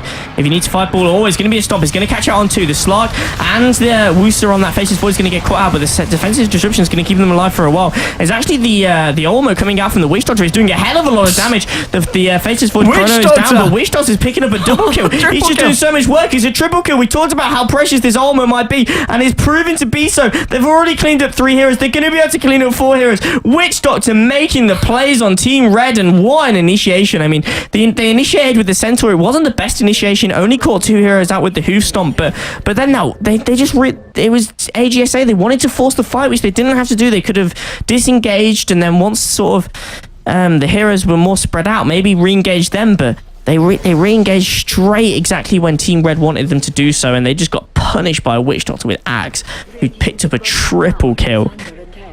Jesus. Yeah, I mean, it's I thought they would have learned from this mistake earlier, but they really need to be very aware of where that Witch Doctor is And just make sure he can't do that in these fights, because it absolutely destroys them. You know, the BKBs aren't going to save you from the physical damage of that ult. And now level 17, and obviously with the Ags complete, just dealing out so much damage with it. They need to be focusing him. They need to kill him first. You know, who cares about the Bloodseeker or the Viper when you've got a Witch Doctor doing that in the middle of any team fight? So yeah, exactly. A Bloodseeker with treads, drums, BKB is not an issue. No. Like, the issue is the fucking Witch Doctor wrecking you with the ultimate with the Ag Scepter. And he's got a Bling Dagger as well. And it looks like he's going to go in for... Is that going to be a... It's going to be a... Oh, he's had that for a while, to be fair. Or is that just a casual chainmail for the moment? Okay, fair enough. But no, she's going to get caught out here, and Slark's going to start doing some damage. Kimura, he might go down here. He's going to go down the Witch Doctor. Oh, we see it again. The Chrono, though, it manages to catch the Witch Doctor out, and it manages to catch the Maddie on that void as well. He's so tanky. That casual chainmail doing work, but he's going to be able to get picked off anyway. Damadi now on the run. The Soul catches on him. He's going to get so much damage done to him if he gets the bash. Where's the bash? The bash. He's got no bash. He's got no bash. Damadi's going to make it out. The Slark's there, though. He's just going to die. Oh, the damage actually coming out from Templar Assassin. The Courier trying to do the bait. And just run away. And actually manages to force Faceless Void into a horrible position. Look at the Courier Jukes. Who is controlling this Courier? This is amazing Jukes from the Courier. Seriously, so good. Oh, he's had the gem on. Finally gets picked off by Hard. He managed to pick up the gem in that fight as well. No, the gem was on the Courier. Yeah, exactly. Whoever was, it was picked up though. Witch Doctor dropped the Courier when he tried to get him. He managed to pick it up with the Courier. It was a really nice micro until the last minute. Top lane though, Jakiro, split pushing Jakiro fails today. Oh man, the split pushing Jakiro is not real. It is real, but it's getting punished. And now it's actually going to be Roshan finished up by AGSA, and that was a fight that Team Red could not afford to take. That was a big fight. They blew the problem is as well, they're like they rely so much on that Witch Doctor ultimate like they did in the fight before, and they just blew it straight away at the start of the fight. And then Faceless Void came in, Chrono killed off the Witch Doctor, and that time they focused the Witch Doctor first and they won the fight. So I think, like you said in the previous fight, in the aftermath of that, they've learned their lesson. They need to focus this Witch Doctor and get him punished, because at the end of the day it was a Bloodseeker jungling. The Witch Doctor was in that farming role. Admittedly he was against that tri-lane, but you could argue that he was the #1 position in this team. So it's definitely a hero that you need to focus, and it's a hero that you can focus. It's not exactly a hero that's extremely tanky like the Centaur that's difficult to bring down. It's going to cause you problems all game, or a Bristleback or something like that. It's a hero that you can burst down fairly easily if you manage to get the Chrono off on him, or Slark catches him out with the pounce. I mean, yeah, that's the thing. This Witch Doctor needs to be using his ult after the Chrono comes. He can't pop it because he's just going to get the Chrono straight on his head. He needs to wait until the Chrono comes out and then pop it down. Because otherwise he's just never going to get the full duration off, and it's going to be useless. And I mean, just after that fight, the core's just looking so strong on the side of AJC. You know, he's finished off his Mjolnir, and he's still got 1,600 gold to go. TA, I mean, she's probably, she's coming up to a 6 slot. She's got the Manta style finished off as well. And I mean, you just look at the net worth at the moment. The only hero keeping toe-to-toe on the side of Team Red is the Centaur. And that's a hero that, it's nice. He's going to be tanky and hard to kill. But AGSA, they're not going to be bothered about that, because they don't care about killing him. They're going to kill everyone else and then just going to chase him back to base. So it's just the unfortunate for Team Red that the farm's really gone to the heroes. The hero there's it's not that much use on, because you look at the Witch Doctor, the Viper, who's really poor. Witch Doctor, fortunately, is one of those heroes who can just dish out a lot of damage, because as long as he gets the ult off, you know, that's pretty much all the Witch Doctor has got to offer in terms of full-on damage, which is a lot of damage, but it is a kind of a one-trick pony, and at the moment, especially in regards to the last team fight, AGSA have worked out how to stop that from happening. And I wouldn't be surprised if we don't see another good Witch Doctor ult for the rest of the game, because I think AGSA will just really be looking to shut down that Witch Doctor every fight, because, you know, they see just off the back of those fights how much they win and what kind of advantage they get, and the fact that we're now going to see them pushing onto the racks on the top lane, and I'm not quite sure Team Red can defend this. You know, there's a Chronosphere backup. AGSA, they're ready to fight again. Yeah, definitely. I completely agree. The problem you've got is it's so difficult to push against the high ground when you do have that Witch Doctor that can pop down the Death Ward. And if you haven't got vision, which it's difficult to do so if the creeps are getting instantly killed by a Bloodseeker, by a Viper, It's really difficult to be able to find out where that Witch Doctor is. And I think the Void is the most crucial hero right now. If he can blink in, and if he can like time walk in and be able to pick off. In fact, he's going to do it now. He's going to do it. Is he going to be able to pick him off? He actually gets no one. He's whiffed the chrono completely.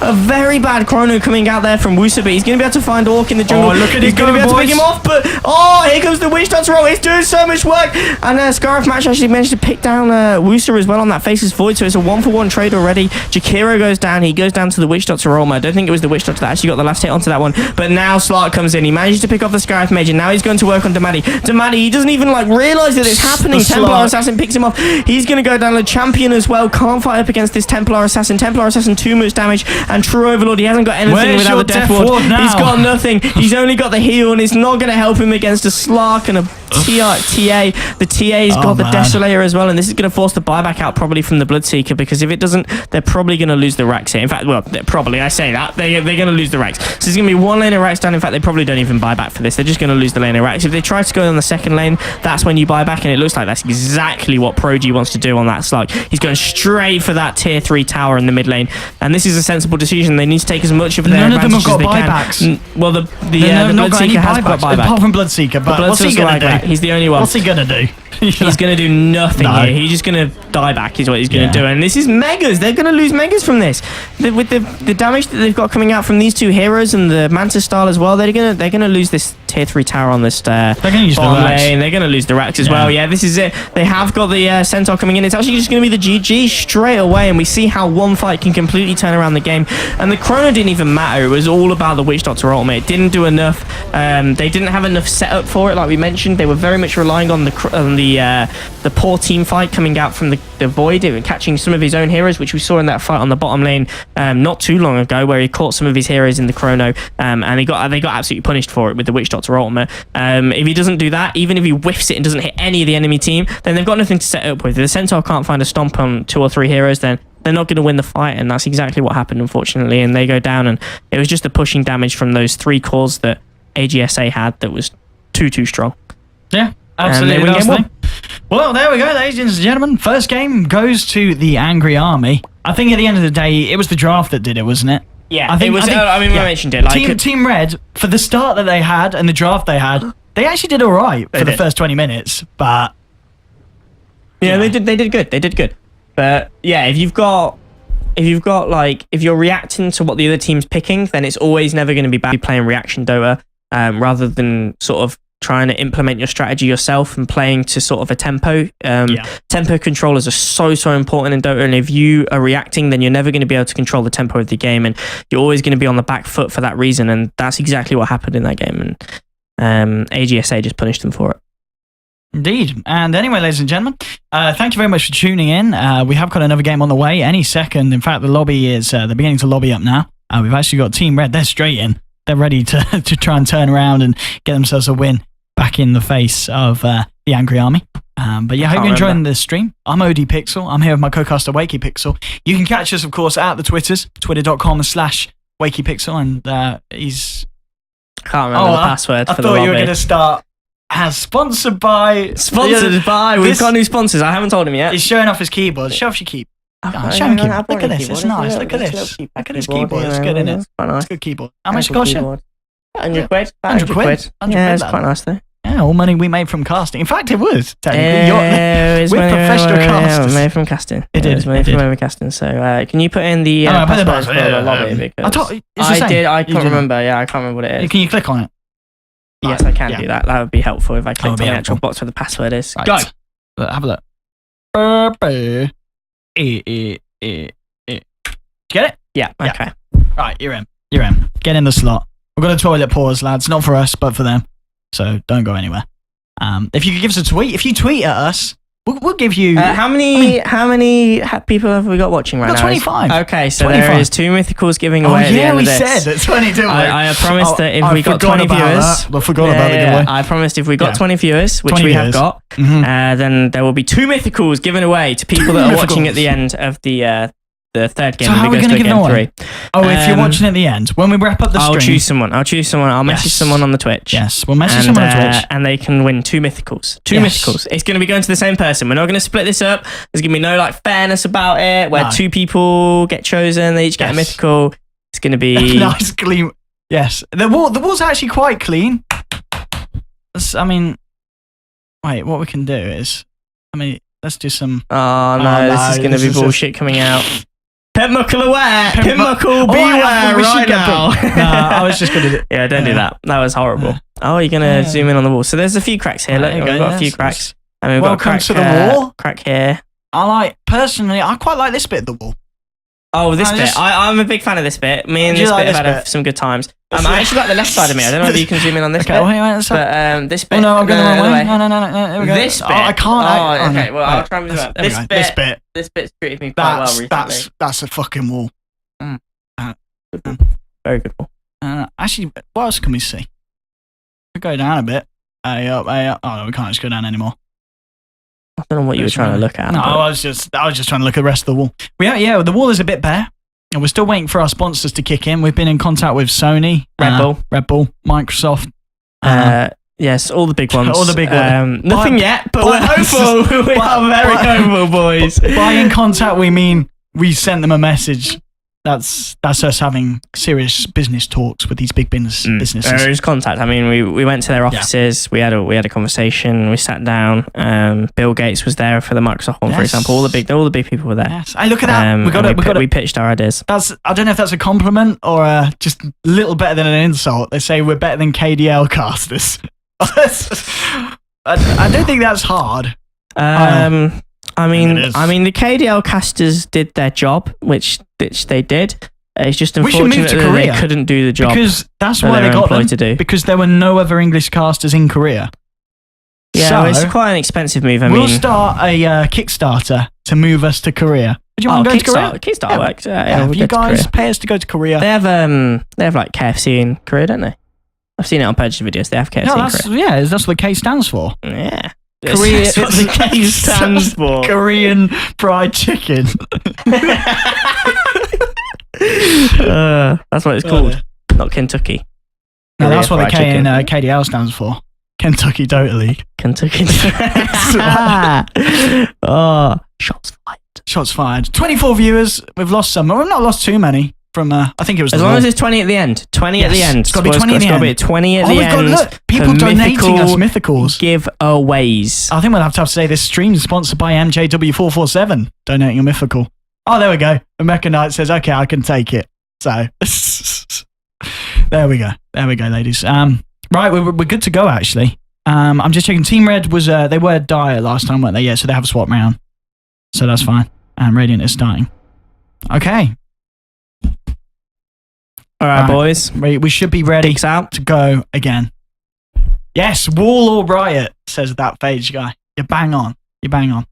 And in fact, before we go to the game, people tweet at us. Tweet at WakeyPixel, at ODPixel.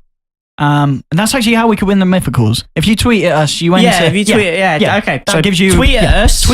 And then we'll pick a tweet. Yes. And then we'll find out who it is. Give them mythicals. We'll win 2 mythicals. That is how we will do it. So get on the Twitters. Communism. That's not communism. No, that's not. That's nothing to do with any kind of political regime. It's a regime. It's our regime. This is how we do it. It's our regime. Right, here we go. Only way how we do it. I've got Cook Dota. You've got the Invoker player watching, I'd imagine. Cook. Nice Invoker. Invoking. Nearly as good as mine. Invocations and Domians, Faraday, Felix, Zaj, Gronors, Hards TV, Havoc, Dota, Incarnated, Kimura, and of course our moderators, Armorat and Pimpmuckle, keeping the Twitch stream clear. But anyway, right, are you ready to go to our draft screen?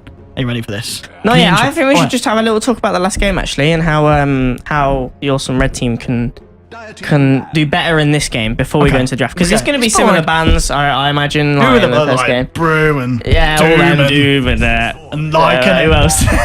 Razor probably. Probably Razor. They'll probably pick Void first. So yeah, I mean, they obviously, we talked about how they sort of drafted in retaliation almost to the way that the Angry Army or AJSA did. Do you think that they are going to come in with their own strategy this game and they're going to try and just ban the heroes that are bad against it and just pick what they want?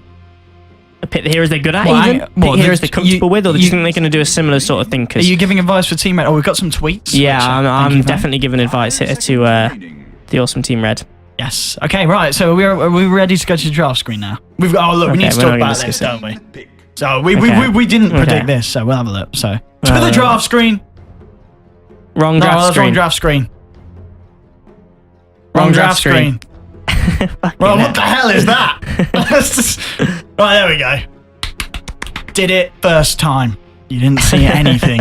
Right. Still better than the KDA casters. Yeah, still better. KDA? KDL. KDA casters. KDA. What's that? Kill Death Assist. Kill Death Assist casters.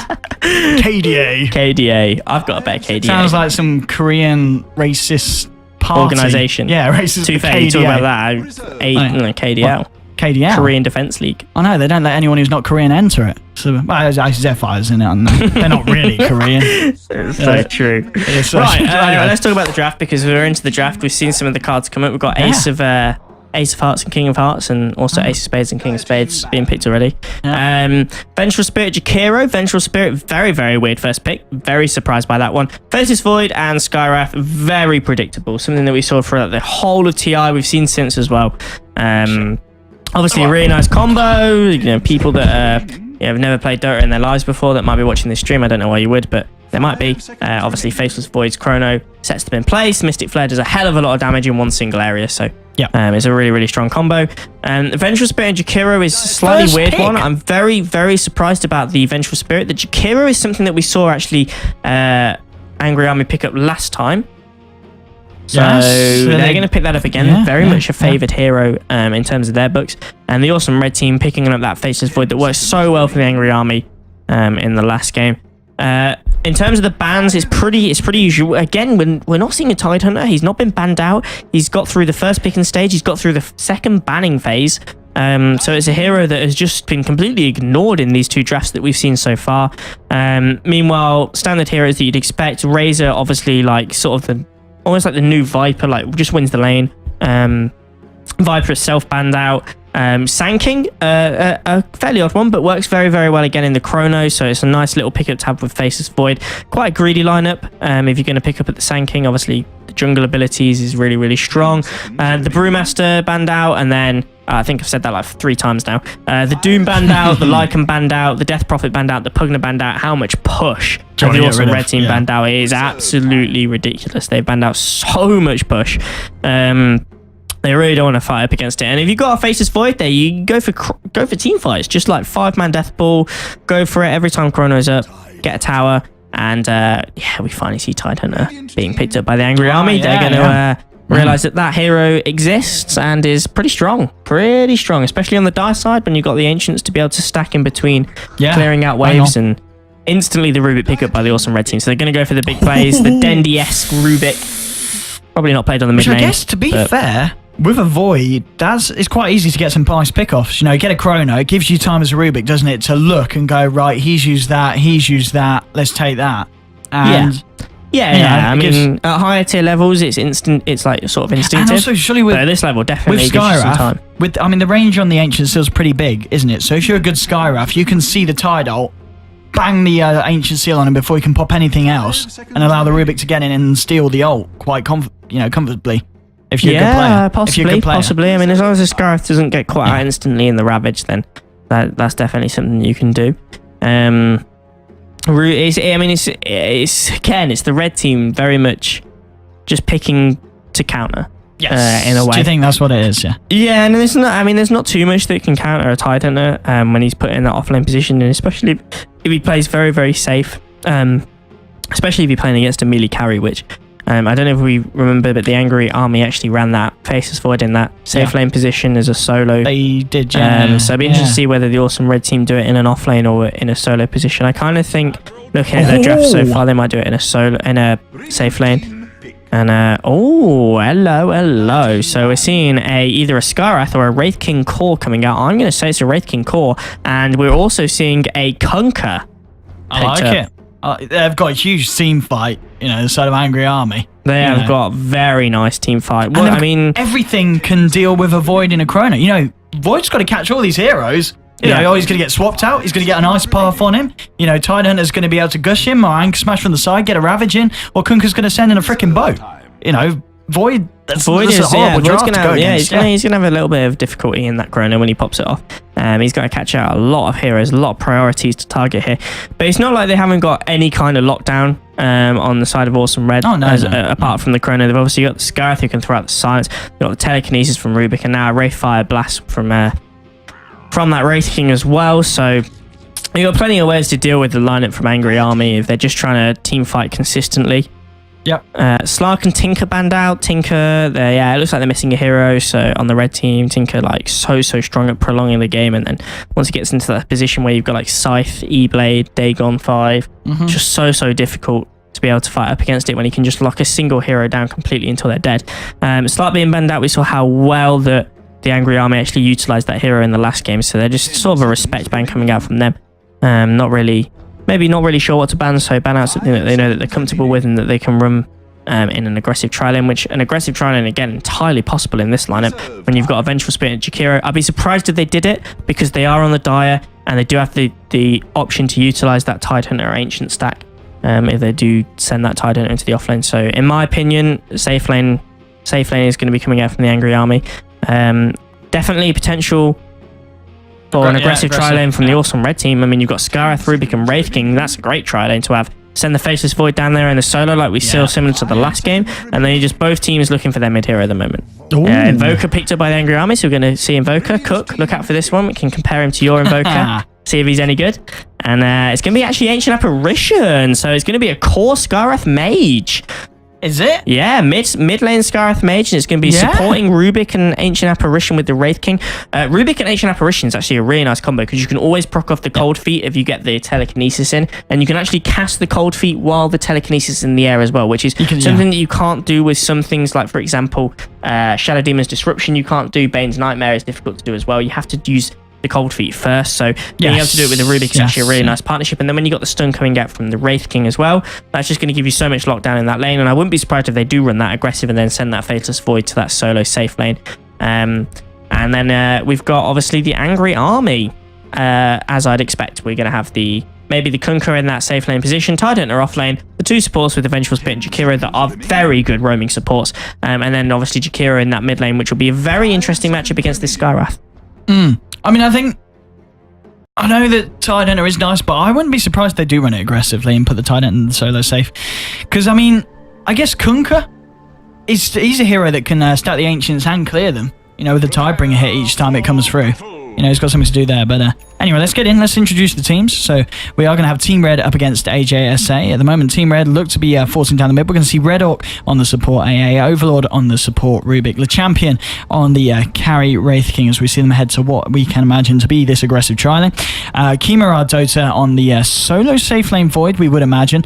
And Damadi looks to be playing mid, and he should be, as he did play the Viper mid in the last game. So their mid player is going to be playing the Skyroth mid, and they're actually going to meet head to head now with the team of AJSA. Kunkka, he's going to get caught out, gets lifted up. Oh man, the damage is coming through. He's only got Torrent level 1. Ice Path is going to prolong the hate, but it's finished off, and that's prolong the hate. That's my new favorite phrase. I love that. Blood goes to the mid Skyrath against an Invoker who maybe the Sky would have had a hard time, but having that first blood, that's going to give him a nice little boost, isn't it, against the Invoker? I don't think the Sky is going to have a hard time in this lane. Do you think he's quite annoying? When you play Invoker, you have two options. You have higher damage than the opposition because you go lanes. They're not doing that. Wait. What do you think of this on the side of Radiant? Okay, so it's not going to be that Scarif in the mid lane. It's going to be Faceless Void in the mid lane. Faceless Void is something that we have seen a few teams run, and once you sort of run it like an offlane Void in the sense that you get that stout shield up and running, you got pulled a lot of regen, which this Void has, and then you get the early point in time what you get a point in backtrack, and then you get a point in time lock, max time lock after that. And that pretty much helps you survive in the lane. He's gonna have he has pretty high base damage, so it's not going to be too difficult to last hit against this Invoker at the early stages of the game, but as you get those points in Exhort, it's going to become very difficult, especially with the Forge Spirits as well. This Invoker should be able to dominate this lane, especially against a melee hero like this Faceless Void. So that means they're going to send the Scarith in. It's going to be solo against a Tidehunter. That's actually going to be a pretty horrible lane for Wusa, I'd imagine, because the amount of spam coming out from Dahadi is going to be horrible, although you can't let that happen to him with the anchor smash. Venge in a lot of trouble. They're going to get the kill. Oh, no. Chilling Touch doing the work there. Chilling Touch so strong level 1. I remember when people used to never level this up. It's like, what are you doing? And then it got buff loads, and now everyone levels it up. So strong. But yeah. So Kill going onto the top lane, 2-0 already to Team Red. So complete turnaround of the last game. They're going to take the initiative in this game and find some kills. Faceless Void, how's he doing? Let's have I'm just going to get some early last hits going up. Wraith King leading it. Actually, Tidehunter having a lovely time down here. I don't think the Tidehunter should be able to have such a good time down here on the bottom lane. He shouldn't be able to get in the range for the anchor smash. Damadi should be keeping him well clear, I would imagine. And just harass him out with the Arcane Bolt. It's such a strong spell at level 1. Costs so little mana for so much damage. Just be able to harass him out. And I'm actually seeing that. I mean, look at this on the top lane. There's actually no one on the top lane for the side of AGSA. They've started to... I think they might be swapping the lanes around. I think they might get the Tidehunter up on the solo safe. Oh, Sunstrike comes through. Anchor smash. Oh, it's not actually enough damage. Oh, the Gush finishes off the job. Jesus, just leveled up in time. Well, no, he didn't actually. Was it not? Oh, no. He was well... I think he was well into level 3. I don't know. No, he might have done, because he just got the kill. So I think he just leveled up in time. Yeah. Yeah, he must have done. 1 minute 59. Yeah, he definitely just leveled up. But yeah, look at this. Look, swapping the lanes round. It looks like they're going to put Tide up on the top lane, get him against the tri lane, and they're going to put this tri lane against the Sky. And now this tri lane, they should be able to kill the Sky repeatedly, surely. Oh yeah, definitely, for sure. Yeah. I mean, they've got the Vengeful Spirit stun into the Kunkka Torrent, and then that enough should be able to secure you a kill. You can get in range and do some decent amount of damage. Never mind Jakira being in here as well. Jakira's actually hiding out in the trees, waiting for this to happen. But Scarrath knows that he's here. I mean, if the tri lane is completely rotated from the bottom lane, then Jakira must be somewhere, as well as the Kunkka. Oh, here comes the stun. It's a disaster. We're going to see the Torrent. We're going to see the Ice Path. The Sunstrike comes in as well, and Damadi's going to fall for the second time in this game. And Invoker with a second assist in this mid lane. That's going to really help him out in terms of his gold and net worth. So... Oh, this is really, really nice from AGSA in terms of their reactions to the lane. Tidehunter could be in. Look at this. Look, supports. There's a Tidehunter there. There we go. Chilling Touch, lift him up. This could be a kill. This could be a kill. They've got the stun from the Wraith Fire Blast. I think he meant to pick this one up. The Cold Feet's going to proc. Oh, no, it doesn't. Oh, it doesn't actually proc. He doesn't manage to get the blocking in time. Have they got enough damage? They're diving it. The champion, can he get it? He throws out another Wraith Fire Blast, and that's going to be able to secure the kill. No mana issues for this Wraith King. No Earthshaker. Got enough for 2 stuns in that bad boy in his locker. And meanwhile, mid lane, Faceless Void, how's he doing? He's actually doing pretty well. He's doing pretty well. He's got really good base damage, so he's going to be able to outlast hit the Invoker. But like I said, if the Invoker gets some early levels into that Exort, and then I'm surprised he hasn't picked up the Forge Spirits at this stage. I mean, Invokers off cooldown. It's, you know, might as well have them there. Maybe just looking in case he needs the Cold Snap for some reason, but I mean, it's a good spell to have, especially if you're losing the lane in terms of last hits. It just helps you guarantee every single last hit deny. Can they make this happen? I think it's going to be really difficult. No, look at the ward. Look at this ward from the Dire. If they come down those stairs, he's going to know straight away. Yeah. So they can't do this, surely. No, they can't. They can't. They actually can't. If Hard's got decent map awareness, he's going to see this instantly. He should know that they're missing anyway. They've been gone up from top lane for a long time. Look at the TPs. Should be reporting this. And actually, the TPs, can they turn this around? I don't think they can. This is a little bit odd. I'm surprised the TPs come in. It has to be said. TP coming in from Kunkka, that's a bit of a waste of time. It's interesting that it's actually, is it as a support Kunkka and a farming, yeah, it's a farming Venge, so it's actually a support Kunkka coming out. And it's a dead Sky. Oh, Damadi, another Sunstrike, third one of the game he gets hit with, and he's going to go down. Vengeful Spirit picking up her first kill of the game. Is that everyone that's, yeah, nearly everyone that's got a kill now. The Tidehunter got a kill. Venge, Jakiro, just the Kunkka and Invoker sitting on this mid lane that are yet to taste blood. Look at the harass coming out now from Invoker. This is what you want to do as Invoker. If you're not winning in the last hit war, you just completely harass down the opposition. Oh, but Chrono! Can he do it? The tower damage is hitting him, and the lift comes in as well, and the Torrent. Are they able to do enough damage? Can they kill him off? Hardy's going to go down, but not before the Invoker does, so it's a 1-for-1 trade on this mid lane, but 2 supports committed to that from Team Red, whereas just the Kunkka rotated into this mid lane from Charlie, and he's now able to pick up a little bit of solo experience for himself. But, I mean, the Chrono was a little bit debatable. I'm surprised he didn't get the tower into it as well and just stop that from happening, and might have even been able to pick off the Kunkka in that one as well, but dived in, went for it, managed to get the kill, but not before he died first, so not exactly the best trade for this Faceless Void. But yeah, as I was saying before that, if there's no action going on in the other lanes, the Invoker, very much if he's losing on terms of last hits, then he's going to just harass the opposition out of the lane, because he's just going to use up all their regen and then just going to get them really, really low to like a quarter of their health. And then he can just win. He can trade hits so comfortably because he's got quads, which is like ridiculous regen. He doesn't need to get any cosmetic regen, like consumable regen items. Cosmetic regen items. I mean, Invoker. I've been meaning to talk to you about this. I mean, Invoker nowadays, like every game I'm like, oh, Quads Wex build will be nice, but I can't remember the last time I saw an Invoker go Quads Wex. I mean, why do you go Exhort every time now? Exhort is it's just still so strong. Like in terms of split pushing, is very much the sort of Invoker that we see with the Necro books, and then you get the boots with travel. We rarely see Invokers pick up things like phase boots anymore. It's very much all like if they pick it up, they then go into the boots with travel, because you can split push so well with the Forge Spirits and then the Necro book as well. As well as having great team presence, because you've got the global presence with the Sunstrike, and then you've also got really, really nice team fights. So it's kind of like an all-round Invoker that can do pretty much everything that you need him to in a game. And you don't really need to adapt your skill build or your item build. It's it's very adaptable in itself.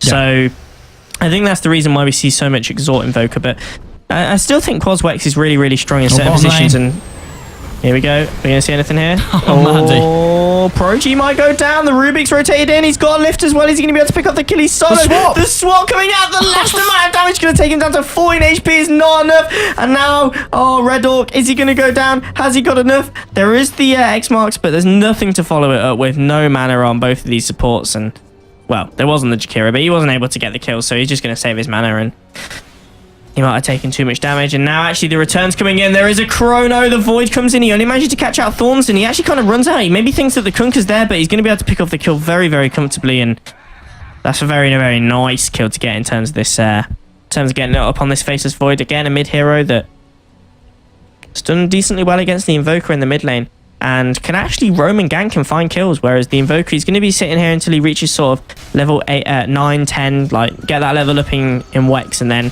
what I like to do when I play Invoker, I don't know whether Cook's just going to tell me that I'm doing it all wrong, because his Invoker is like literally amazing. If you haven't seen Cook's Invoker, YouTube, Cook Invoker, you see all his VODs, and it's like pretty impressive, up there with Grimorian and the whole bunch.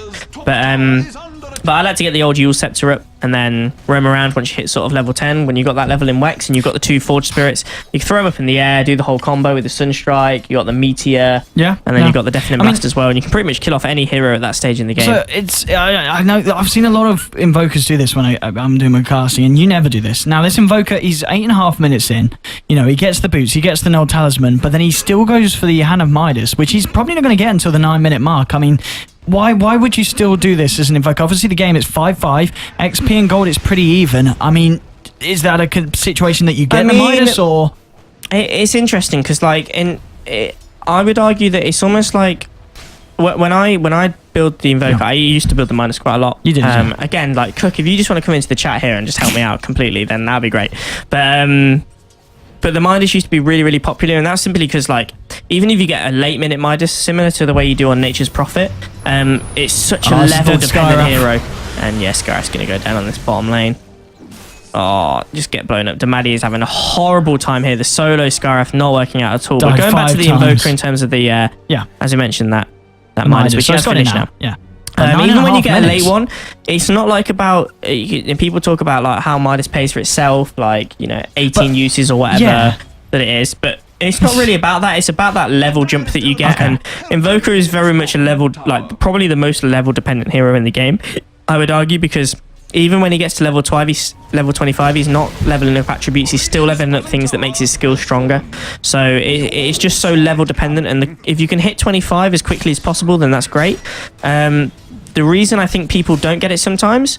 Oh, that was a really nice attempt actually with the Sunstrike, predicting that he was going to time walk away, but unfortunately it was a little bit off the mark and he's not going to be able to pick that one up. But I think the reason that some people don't get it nowadays is they think that they can build an Invoker that is able to contribute so much into this sort of mid portion of the game that it doesn't matter, and they're actually going to see a Chronosphere onto this mid lane. Have they got enough damage to be able to bring down hard? Yeah, the TP coming in from Scarith, and the Maddie is going to be able to help contribute to that kill, something that he definitely needed to do after top lane such a TP hard coming in. time. Do you want to TP into this? He has got Ravage, but he's going to get stirred up by the Wraithfire He's Blast. going to need to throw the Ravage, I think. Is he going to do it? No, it looks like they've wasted too much time. The Wraithfire Blast just giving his Look at this Rubik. teammates enough I've forgotten time. about the Rubik. Oh, what's Rubik? He's going to try to get the tower. Oh, it was really nice. He was nearly able to do it, but he's going to pay for it with his life. And to be honest, he didn't get the last hit on the tower, so this is probably not worth it. He is going to go down here. He's going to pay his life, and Tidehunter manages to pick up the kill on him. If he gets the last hit on the tower, I would say that's almost worth it when you've got a support Rubik picking up the gold and then dying afterwards. But the fact that he didn't actually manage to do it, it was such a nice play. Telekinesis up onto the Tidehunter and then tried to hit it, but it was the Radiant that actually managed to get that last hit. So probably not worth it, sacrificing his life for that one. Well, definitely not worth it. And we can see the champion actually, he's going to go into the mid lane. He's going to get brought down, but he has got the resurrection. Interesting, me and Durka talked about this when we were at ESL, about some heroes. I think PPD was one of them. Doesn't actually level up the ultimate onto the Wraith King when you play support Wraith King, because it's got such a long cooldown. If you're going to die anyway, then there's no point coming back and putting that on cooldown.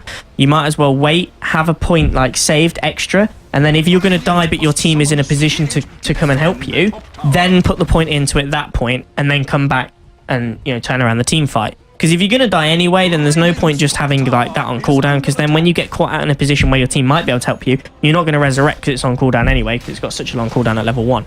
However, having it on a core Wraith King is, I don't know, it's probably still a point still to be considered, but as I say that, he gets brought down in the mid lane. Yeah, they get the tide and Wraith Tier 1 goes down, and Voka picks up the last hit on that one. So it'll be a nice influx of gold to him. Look at Void, he's looking for a chrono. Can he do this on his own? He's going to go for it. He's going to go for it. He's going to be able to pick off Pro G on this. The Ice Blast core as well. Remember, the Ice Blast comes in. Really nice combinations. Hard. He is in so much trouble right now. Is he going to go down? Are they able to pick him off? It's actually Kima going down. He's getting pretty low. Sunstrike comes through. It's not going to hit on anyone. And in the end, it's just going to be a sort of 1-for-1 trade. Nothing going to come out of it. Oh, 2-for-nothing trade. Where did the Tidehunter go down? Top lane. Ah, top lane. Okay. 1-for-0 trade in this mid lane, with the Void jumping in and popping the chrono. So Tide does have a blink now. Oh, not the worst blink timing in the world. No, 13 minutes isn't too bad. That, of course, is after the Arcanes. He's got 2 kills to his name, so that's not actually. That's up. Yeah, not actually that surprising. No. Void doing a little bit better this game than he was in the last game. He's got his Mask of Madness. He's got 1,200 gold on him, 13 minutes in, so we'll probably expect to see him pick up the Mithril Hammer and get on his way to picking up the Mione. As we saw, now does have the level 6, a little bit slower than perhaps you'd like an Air to get the ult online, and that's why we saw it coming in. Didn't actually do much, because the telekinesis actually from the Rubik lifted the Invoker just outside the edge of the radius of the Ice Blast, and due to that, the Invoker was actually able to get away. Perhaps if it had contact, they would have managed to pick themselves up another kill, but still Team Red with the lead, XP-wise as well, just slightly shown. Actually, gold-wise, though, the side of HSA farming a little bit better with about 2k lead, but still it's very slight, and we are 14 minutes in, so the difference really isn't anything too much to worry about for either side. Ping's coming out on the Jakiro. Void is slightly thinking about it. Hasn't got the chrono for about 13 seconds, so looks like he is just going to back up. In fact, there are a lot of heroes now moving down into the radius of the Void, but he has got a chrono in 5, and he'll be okay anyway. They were looking for him to see if he moved up to farm this siege creep, but unfortunately, the side of AJSA aren't going to get too lucky with that. Meanwhile, Invoker doing what he can, getting a little bit of split push going. Has got the Belt of Strength and the Staff of Wizardry. He's got the level 1 Necro already now, so he's going to start building that Necromonicon and get the split push on. And I mean, AJSA, I guess when you're against the AA, the Wraith King, and the Void, you're probably not looking to take team fights, are you? I guess they've got the ability to fight in them.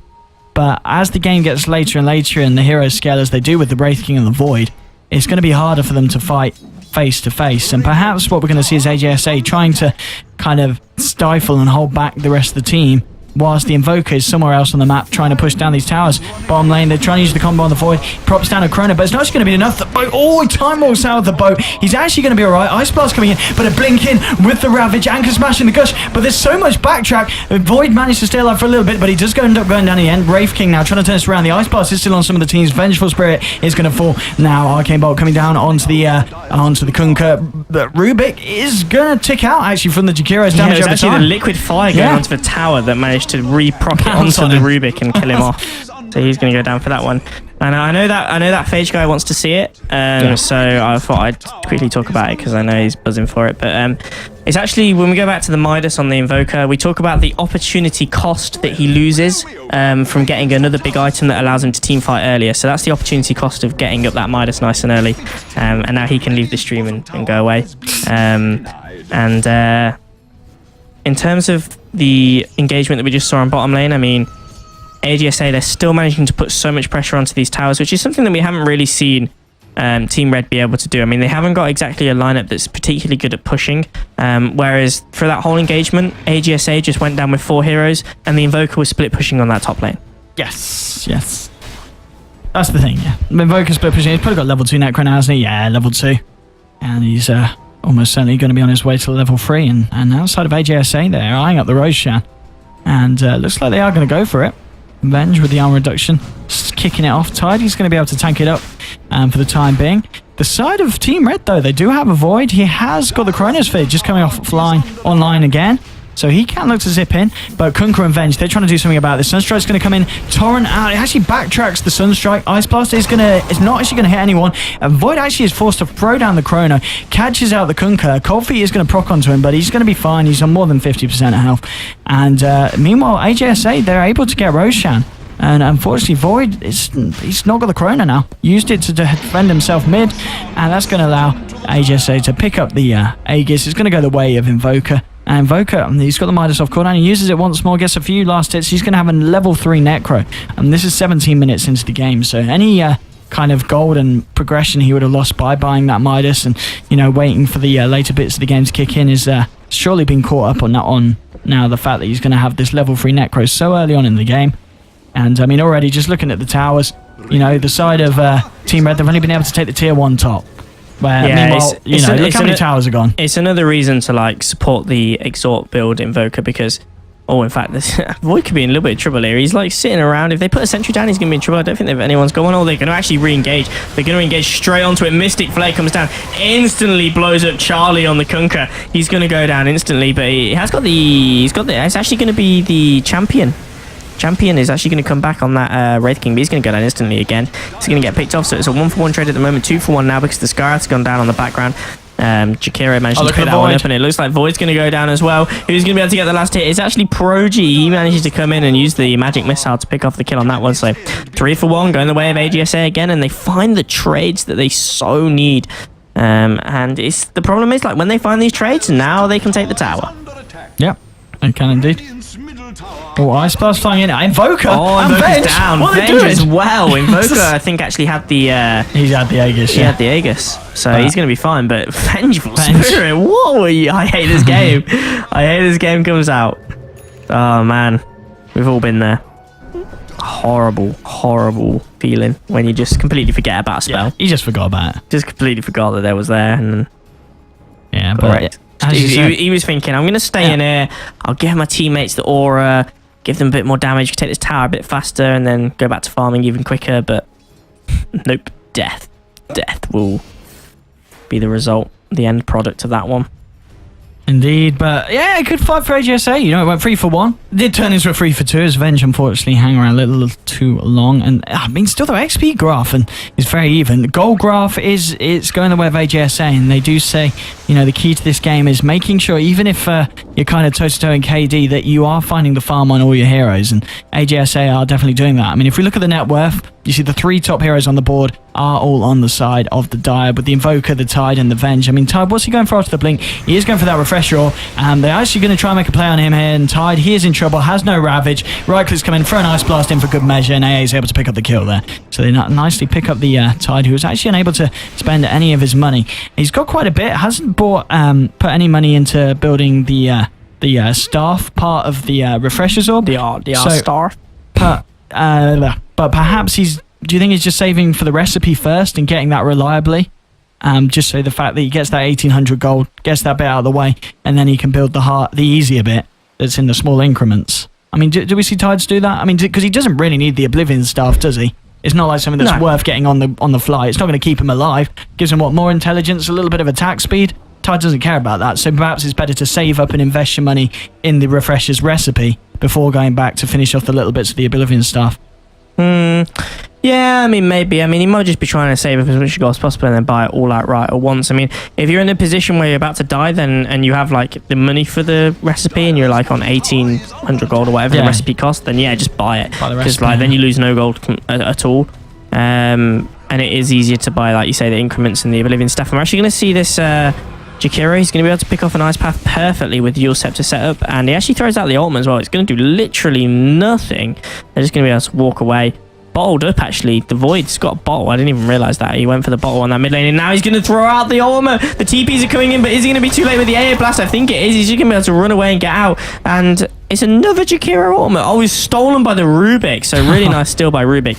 He actually manages to throw that one down and help with the kill, and AA is in trouble. She's been ditched by the whole of her team, or he's been ditched by the whole of his team. He's going to get blown up. He's going to go down, and the magic missile stolen by Rubik, but it's not going to be enough to help his team, and well, they're trying to go off stage. Look, smoking for that extra movement speed. Void. Oh, Kunkka.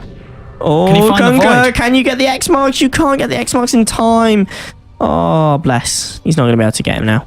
Oh, he's got he's got the blink and he's got the torrent as well. Oh, there's some huge plays. Kunkka, who do you think you are? It's Attacker. He's actually in this game. Oh my god. Pub player Attacker suddenly on AGSA. And they managed to pick off a kill that never looked like it was going to happen. Nice Kunkka plays coming out from Charlie. And now they're going to be able to take a tower. This is the thing. Like, this Invoker is so strong with the Necro 3 and the Forge Spirits. They're just able to chip away at towers once they get just one pick off. They've got rid of the Void with the Chronos. The Chronos no threat at all. Not that it would be anyway. Blast. Venge again. Oh, you're starting to hate this game. I think it is only level 1 Ice Blast. So it's going to be absolutely fine. But it's going to stop the push at least. And something that we should mention, it is quite hard to push uphill when you've got heroes like the AA that's going to be spamming out the Ice Blast the entire duration of the game, and then you've got a Rubik that can steal any spell you're trying to use to gain an advantage. So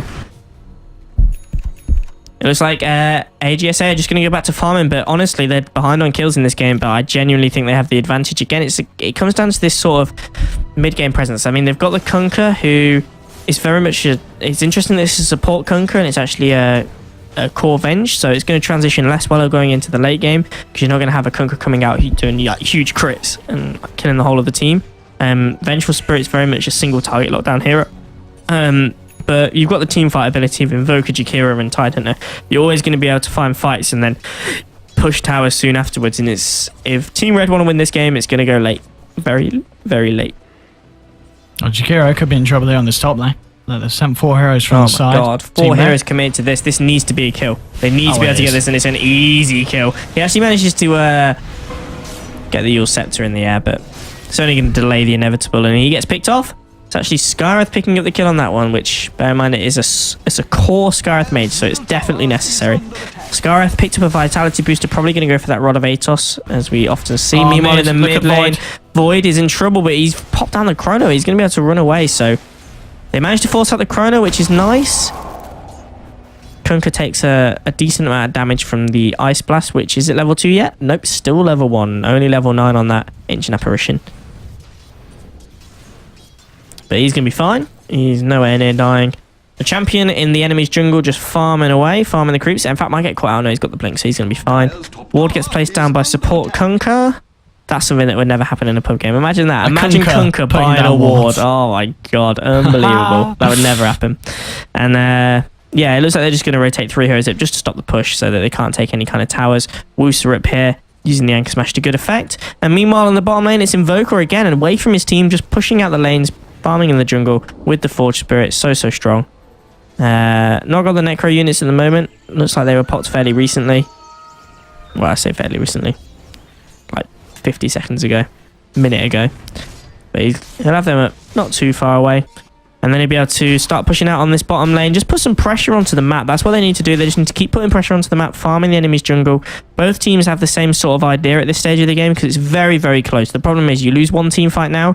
Like, you get team wiped now and you lose the game. That could very easily happen. 24 minutes into the game, it seems like a daft thing to say, but if you get team wiped now, then you could possibly lose the racks. So, well, I say that. You could if you are team red. If you're ASGA, then you still have tier 2s up on every single lane, so it's going to be very, very difficult to push the racks. But it's going to be a crucial advantage going the way of Team Red anyway, so it's something you definitely want to avoid, and that's why they're also playing fairly cautiously.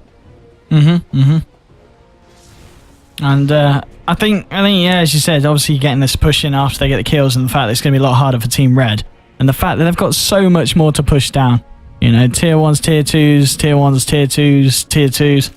When there's no tier 1s, tier 2s on their side of the map. You know, one good team fight for AGSA and you're potentially saying goodbye to a set of racks. And that's just not going to happen on the further side of Team Red if they get a pick off. And what's he got? He gets the dual breath. That's not too bad for Rubik. Something else to throw in the fight and something else to throw in the chrono. But now they're looking at this tower. This is going to be an easy tower to get forward. Sure. Oh! He has got the refreshers this tide as well. He's going to pop it twice. There we go. There's already been a chrono, though, on the back of the fight and the Venge. Boat's going to fly an Ice Blast as well. It's not actually going to hit the Venge. Oh, no, it's not. Venge is actually going to be okay. Blink out from the Wraith King. This is going badly for Team Red. The chrono, unfortunately, was on the back, and it was just on the Venge, and I don't think that's exactly what they needed. They've already lost the Sky. AA is going to tick out and blink in from the Tide Hunter, finishes off the job, and have 3 heroes down. And you're talking about a push after a team fight. I think this is what we're going to see here. Necro units are out for the Invoker. They are going to head straight down the mid lane. There's only a Rubik and a Void up without any Chronosphere. There is a fortification, but 30 seconds pretty much for the rest of the team until they come back. And yeah, look, with the pressure coming out on the top and the mid lane, they're going to lose something here. I don't know quite what it's going to be, but... I mean, that's exactly what we talked about. Like, that's exactly what Team Red needed not to happen. And it was a mixture of things. The double Ravage kind of on the fire, and Rubik's going to go down. He's going to get blown up. Titan Invoker actually picks up the kill on that one. They lose the tier 3 tower in the mid lane. Meanwhile, it's actually Jakiro diving balls deep on this top lane. They're going to try and throw out the Ice Blast to try and defend, and it looks like they are going to do so for the time being. So will the melee rats go around? It doesn't look like the Forge Spirits have got quite enough damage to be able to bring it down. So it gets low, but they don't manage to bring it down. Maybe focusing on the range racks would have been a more sensible idea. But I mean, that double Ravage in that team fight just completely was unexpected. I don't think Team Red expected it at all. I don't think it had been seen at all. I don't think Titan had given vision that he'd got that refresher roll up and running. And the chrono, like you said, it was on the backside. It wasn't the best chrono in the world. It only managed to pick up the... He zipped straight through the team fight and just popped it on the Venge of the back, and that was it. Yeah, it just really wasn't good at all. I mean, at the time that he jumped in, the heroes on AGSA were kind of in the back group together, but then they all spread out as soon as the Tide Hunter blinked in to get different angles on the fight. And at that point is when the chrono came up, and it just only managed to catch off the Venge. Oh, Jakiro. I think he thought he was going to get more heroes. Meanwhile, on the top lane, Jakiro gets creamed over by Rubik and Co.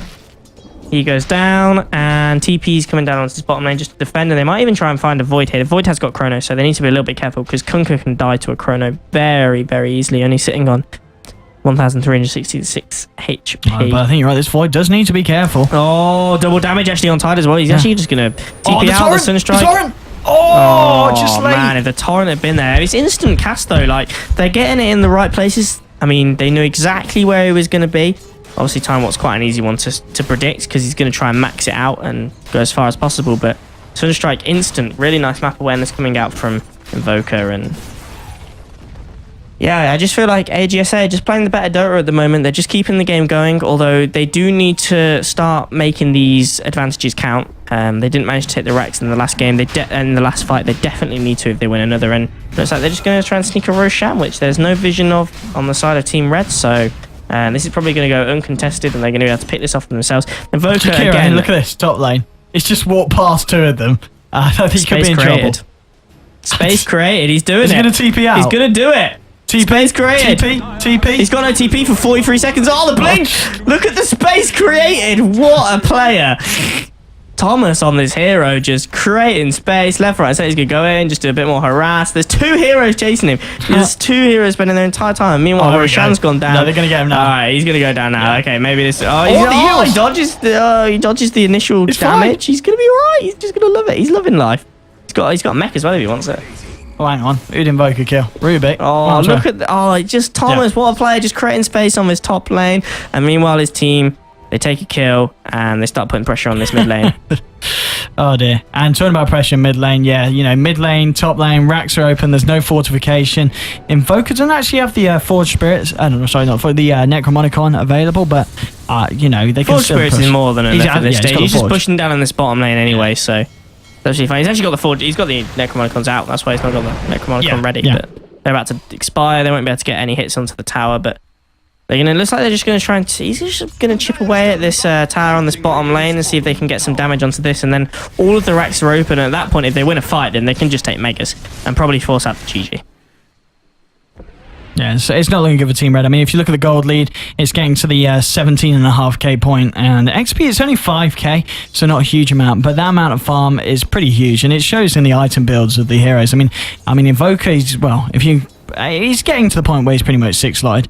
Tidehunter with refreshers going, Shiva's next. He's nearly got enough for the Mystic Staff. You know, it's just huge amount of item difference. And net worth wise, we're nearly seeing all 5 heroes being on top. Just the Jakiro falling slightly behind the carry void that's coming out of the side of Team Red. But all the other heroes just so far behind the net worth at the cause of AJSA. Oh, look at Void. Oh my god, Void just getting picked off. Lovely Sunstrike and with the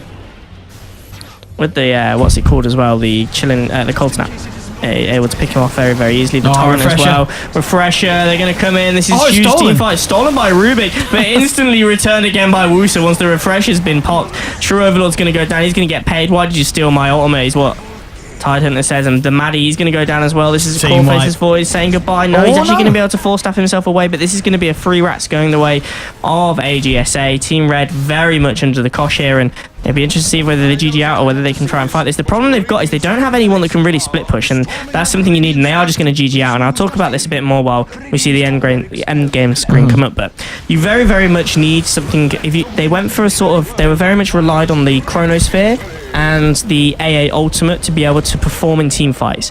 That was their very much initiation. They had to pick off at least, I would argue, 2 heroes before the fight started because they're fighting into a double Ravage. If they can kill off the Tidehunter, for example, at the start, then that's going to be huge. But they weren't able to do that. And when you're fighting into as much team fight as a Tidehunter, an Invoker, a Jakiro, a Kunkka, then it's never going to go well if you just try and 5v5 the opponents. And they didn't really have any kind of split push to be able to counter that. They didn't have anything like a Nature's Prophet. They didn't have an Invoker, for example, that was able to go to another lane. Just push the lanes out. A Tinker would have been a nice choice as well. Just keep pushing the lanes out, prolong the game, because they needed the late game. They weren't able to find farm on the map because of the pressure that was being exerted by AGSA. And in the end, they just choked them out and punished them, and 5-man grouped up in the mid and took it all and won. Yes, well, there you go. That's game 2. It was 2 games going to AGSA. They win 2-0. Earlier on, you watched me cast Full Love. Full Love actually got trashed by Skarmorai, yeah. Jesus, both games. That's surprising. And anyway, we should look. We've got this competition going. We have ended up on how many viewers have we got? 20. 23? We've got 23, so we'll be choosing someone that has tweeted us. It's kind of cool, look. Mount Dota saying, that's mega cool in terms to your overlay. Comments from Mount, yeah. Obviously, loving life. So, nice one, Mount. That's really cool. And so thanks for watching. Thanks for supporting us. Thanks for looking at the overlay. We actually love you guys. It's amazing. We love doing this. It's so good.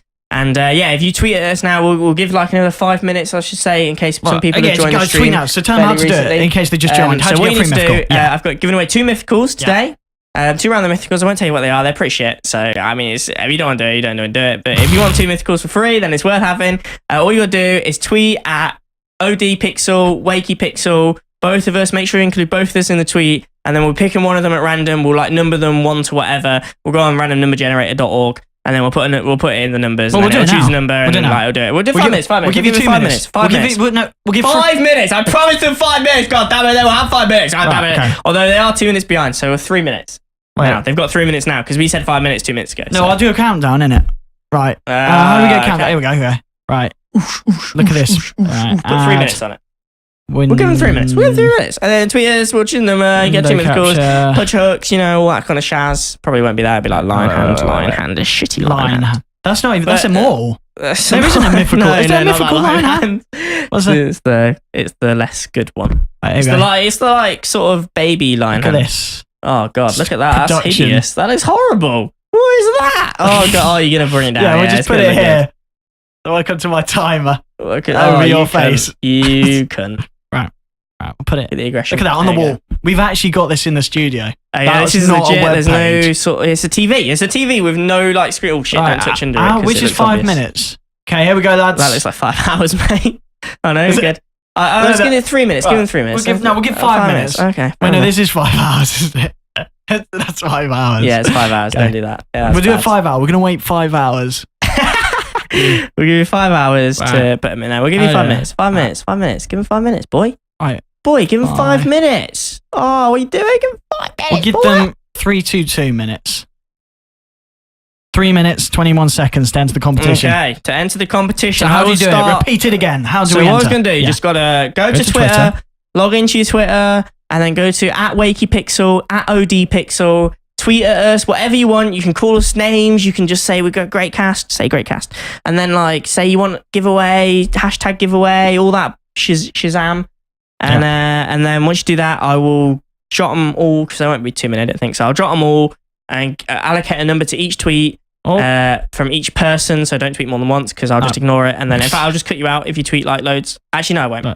No, you can tweet more than once. Yeah, okay. Well, I'll count each one like one person, and then I'll number you all. I'll go on randomnumbergenerator.org, and I'll put the numbers in there, and then it'll choose a number, and then that person will win 2 mythicals. 2 mythicals. Yeah, look at this. Look, this is gonna be good. Hashtag worth.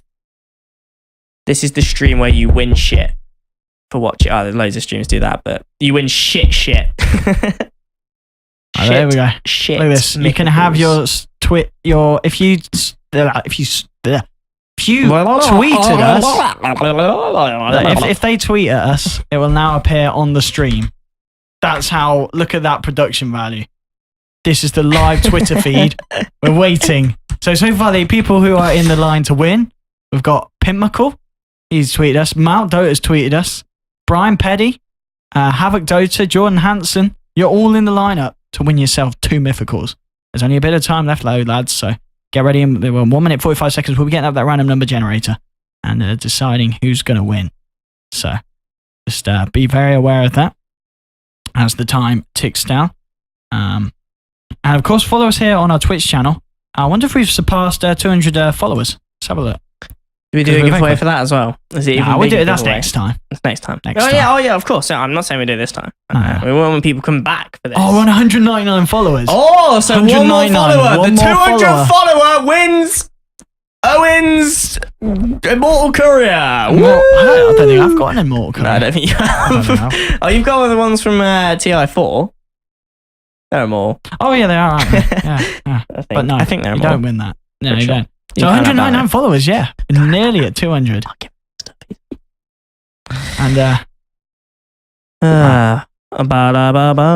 one new notification. There we go. Dom Leonard, you're in the lineup. Mythicals again, baby. Woo, woo, woo. So do you want to get random number generator up on your screen? I'll get random number generator up, ready to go.